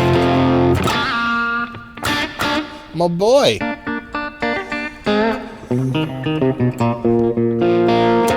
Probably my oldest YouTube buddy.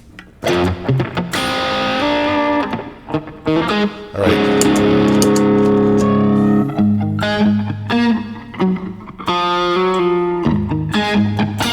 That's for him. Wait, here's one. Gotta turn that down.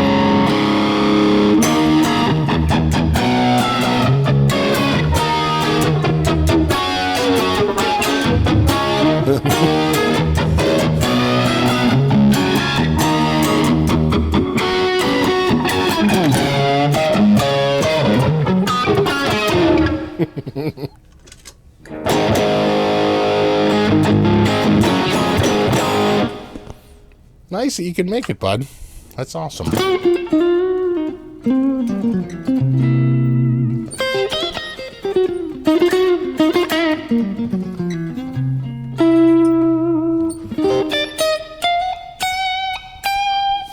That's jazz.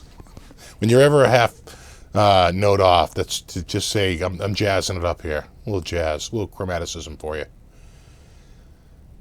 Van Halen, Twisted Sister. I think off the top of my head.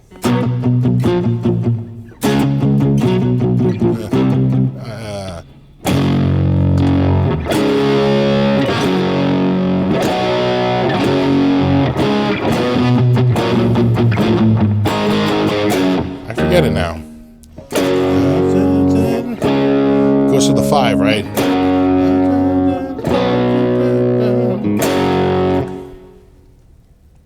I saw Twisted Sister a few times. I saw Twisted Sister at the Orpheum. Dawkin opened up, I want to say, in Y&T. Dawkin, Y&T, and Twisted Sister. And then I saw Twisted Sister again at Worcester Centrum. And they kicked ass. I'll say this much. D. Snyder, man. The dude was into it. The dude was into it.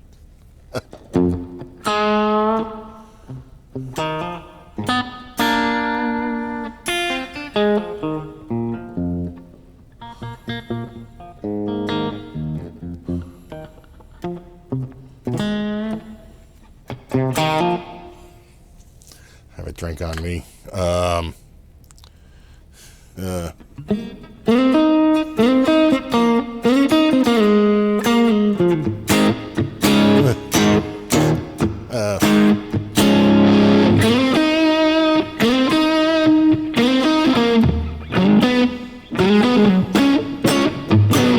It's almost, it's very similar to like I'm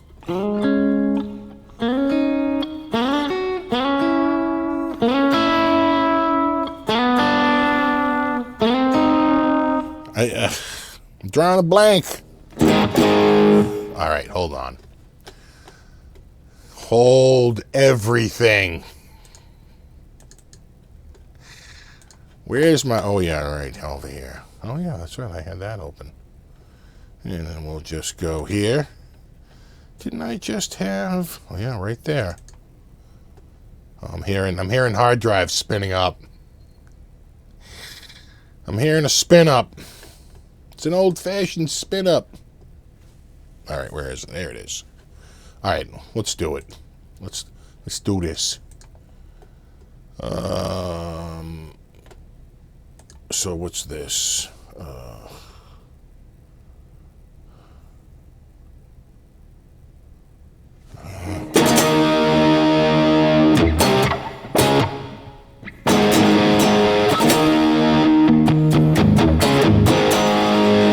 High voltage, right?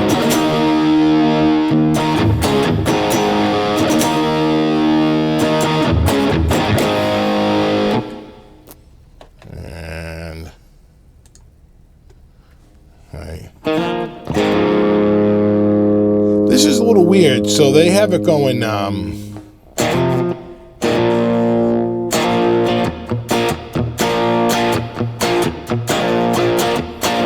For a long way to rock, long way to the top if you want to rock and roll.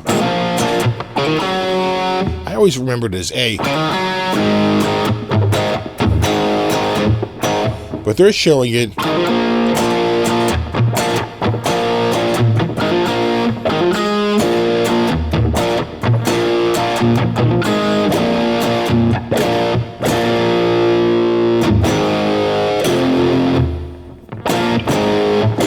Go to E though? No, I don't think so. Jailbreak. All right, TNT.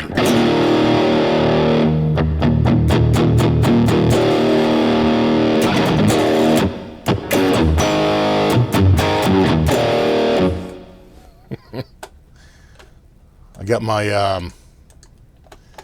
got my compilation book out.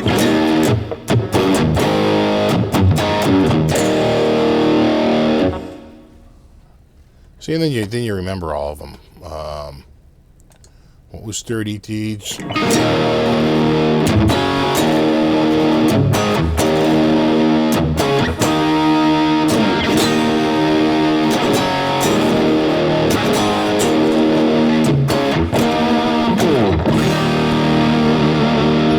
problem is that I got a little too much distortion.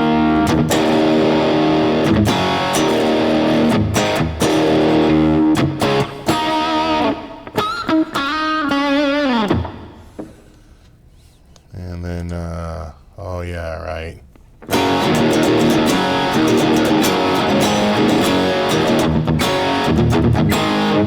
Right. So they're showing it, G.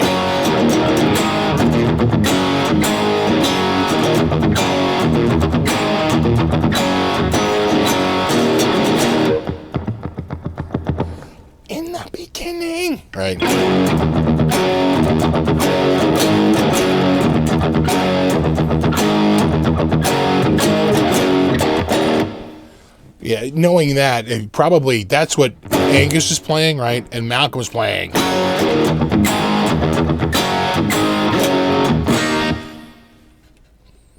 Yeah.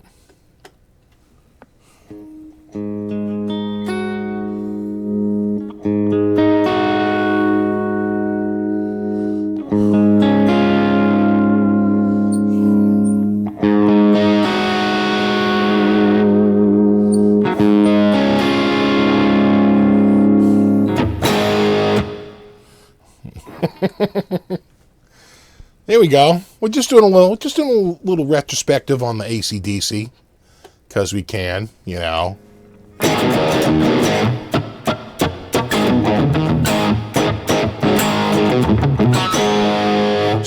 Still too much gain. Maybe a little bit brighter.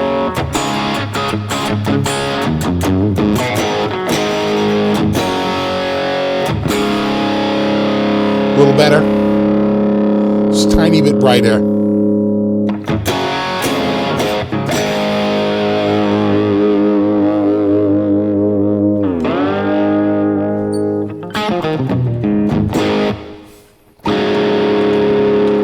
And then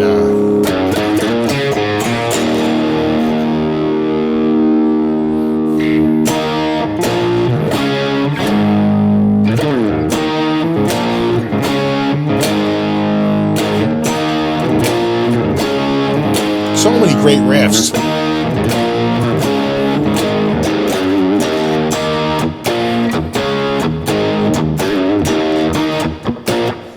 Diamonds.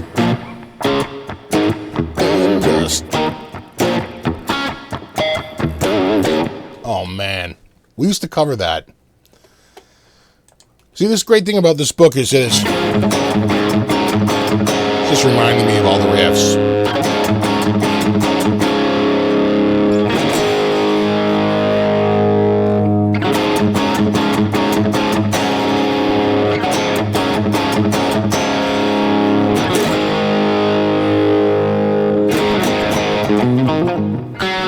Right?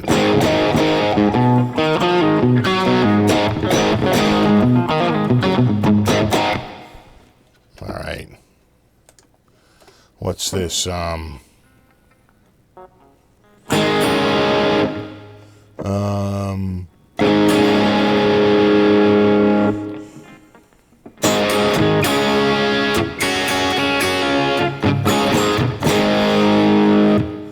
doesn't look right.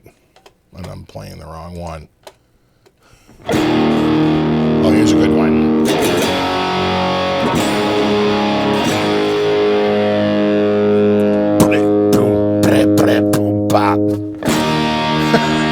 Oh man, the first time I heard that, you know, just so epic, right?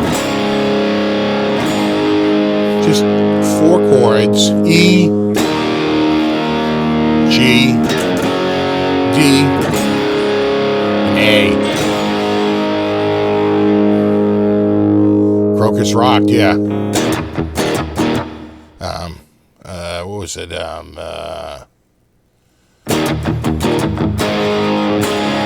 What was Crocus?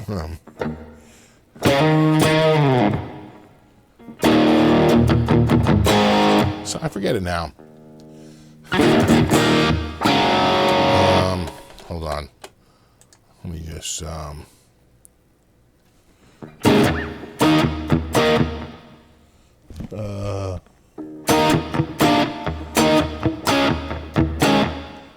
that can't be right. All right, it was that she was something.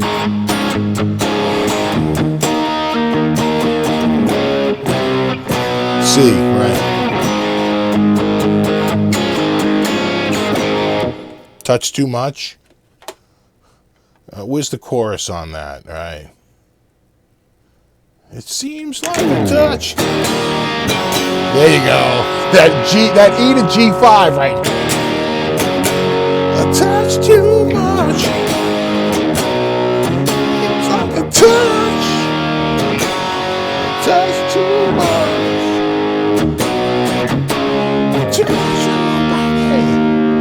Hold on, I'm scrolling.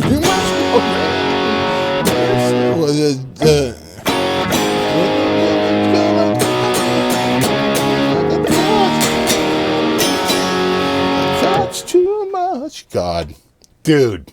That's why we're mourning Malcolm Young today, okay? That's why. Shit like that. Oh, God, I gotta miss that dude.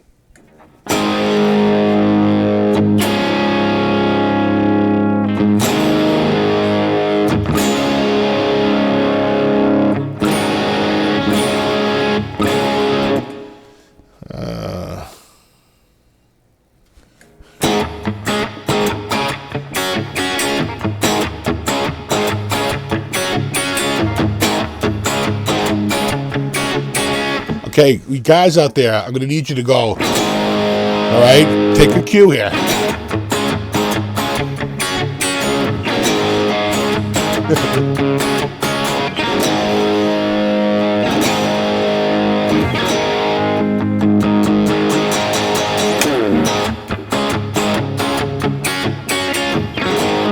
So many good ones. Someone said show the pedals. Let me get my, hold on, let me get my screen up here. All right. Okay, ready? There's the pedals. See them? You got your Cinder. You got your Seafoam. There's my Power Excel. Earplugs. Yeah, there's that Thunderverb. That's the Cinder. Cinder!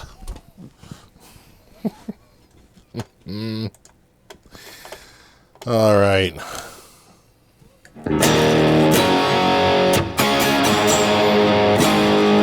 Am I in tune? I think I just hit it too hard.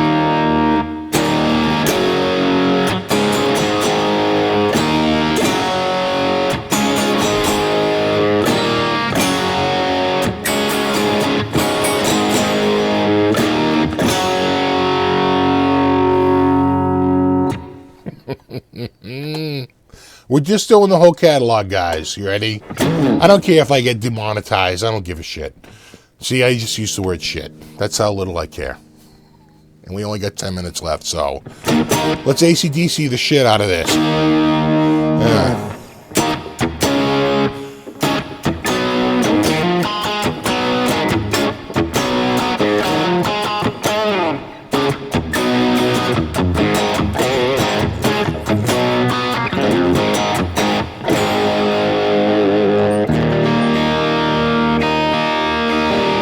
I'd say that B sounds all right. Think it's a little flat.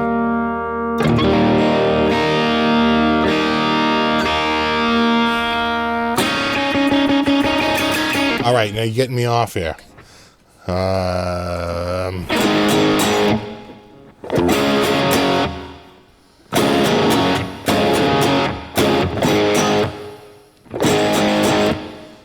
Just quickly, we're just moving through here.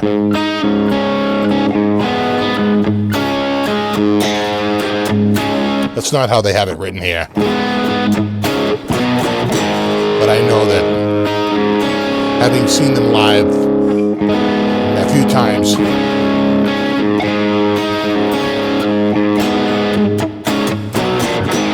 I know that that's what he plays it up here.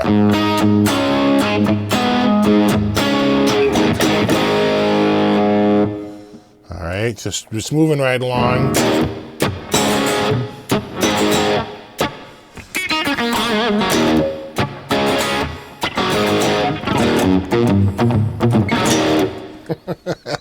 Yeah, I'm already in the 80s.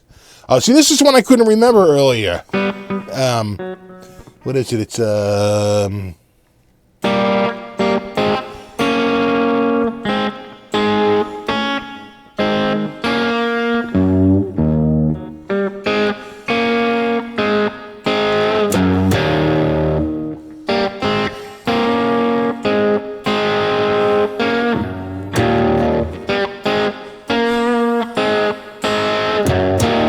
that's a little tricky. That's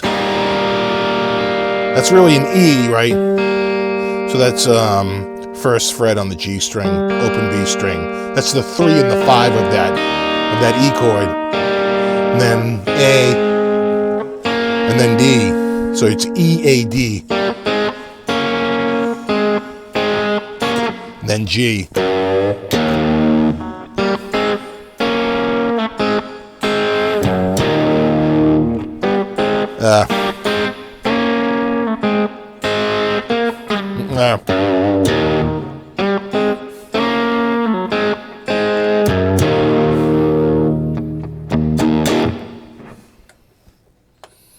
All right. And then this one they always show. I like it more like that. But see, sometimes you can rock that top string out of tune. So you got to make sure you keep in tune.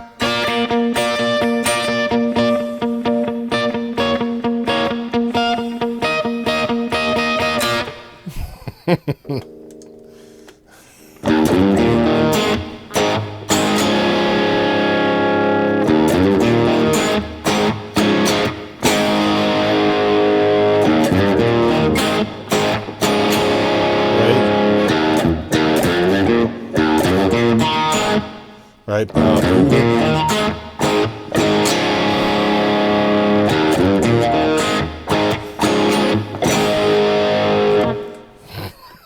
We're just running through them.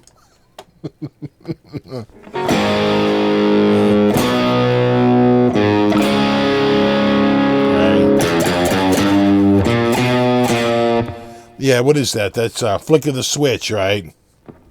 I can't hear it in my head. That's what happens to getting the later. Oh yeah, sync the pink, right? Yeah.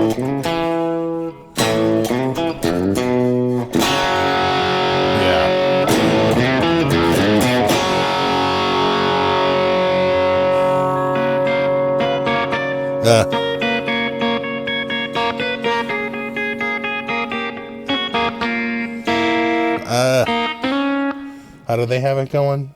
They have it going, they had it what I did. They have it going here.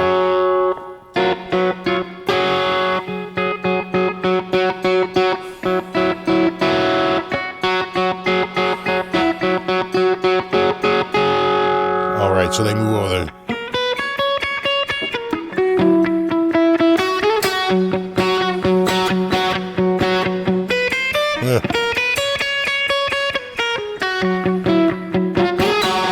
Something like that. Anyway, we'll end it. Well, we didn't do this one. We got to do this one.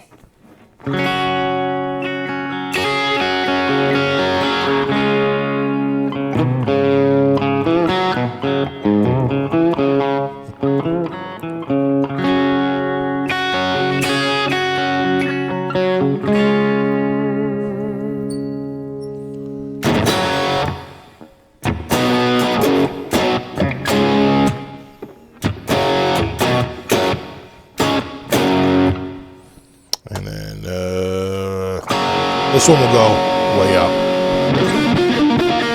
We'll turn this up.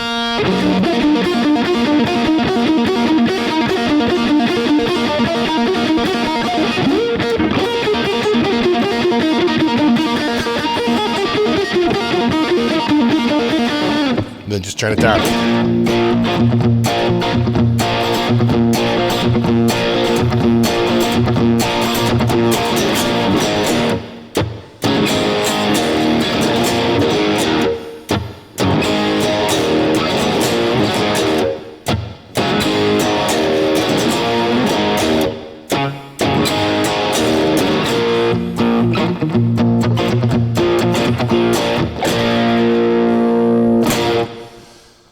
All right, that was my tribute to Malcolm, and I think I'm done. It's a play some Lynch before you wrap it up. No, we're gonna try to keep it on AC/DC tonight for one night. For one night, I play Lynch on every other night. Every night, I just play all those Lynch riffs, and it's too much Lynch. So. Anyway, let's just say everyone have a great Thanksgiving.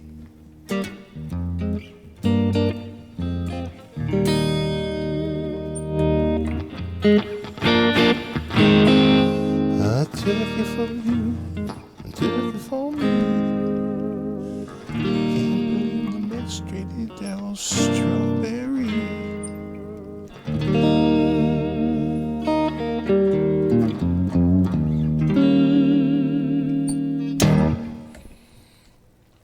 So we got 8:57. I should wrap this up. You really want to play in the Esteban? Is that the dude with the hat from TV? Yeah, I don't know much from Esteban. You know what? I'll play Esteban the day I say Esteban, play me.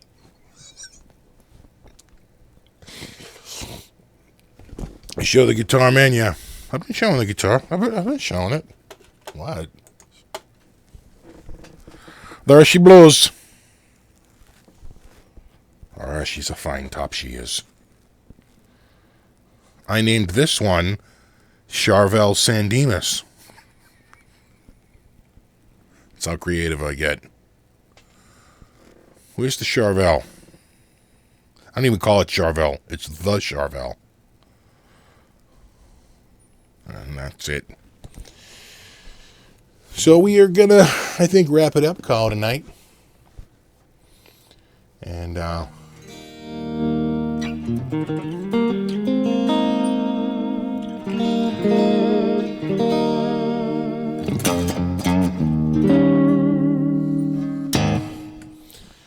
really appreciate you guys hanging out. And a big shout out to everyone that contributed, but especially to Chuck. Chuck, I feel like you're like, when this is all over, you're going to be like 2,600 in on me. It's like, damn, that guy, man. I really appreciate it. Chuck, you're awesome. And everyone else who contributed. Really appreciate it. And so, thank you. Thanks for everyone who's hanging out. Again, super appreciated. And, I might continue these twice a month. Might be a little tricky next month, but we'll see. We'll see. We'll take it on a week-by-week basis. All right, dudes. And when I get the bass player here, I'm probably going to do one just in the middle of the week because he's got a lot of gigs on the weekend, so might not be able to make it during the week. So it'll be like a weekday thing, but we'll figure it out. All right, dudes. What did we peak out at? 403. Nothing wrong with that. All right, dudes, as always, you're awesome. Thanks for hanging out. And rock on.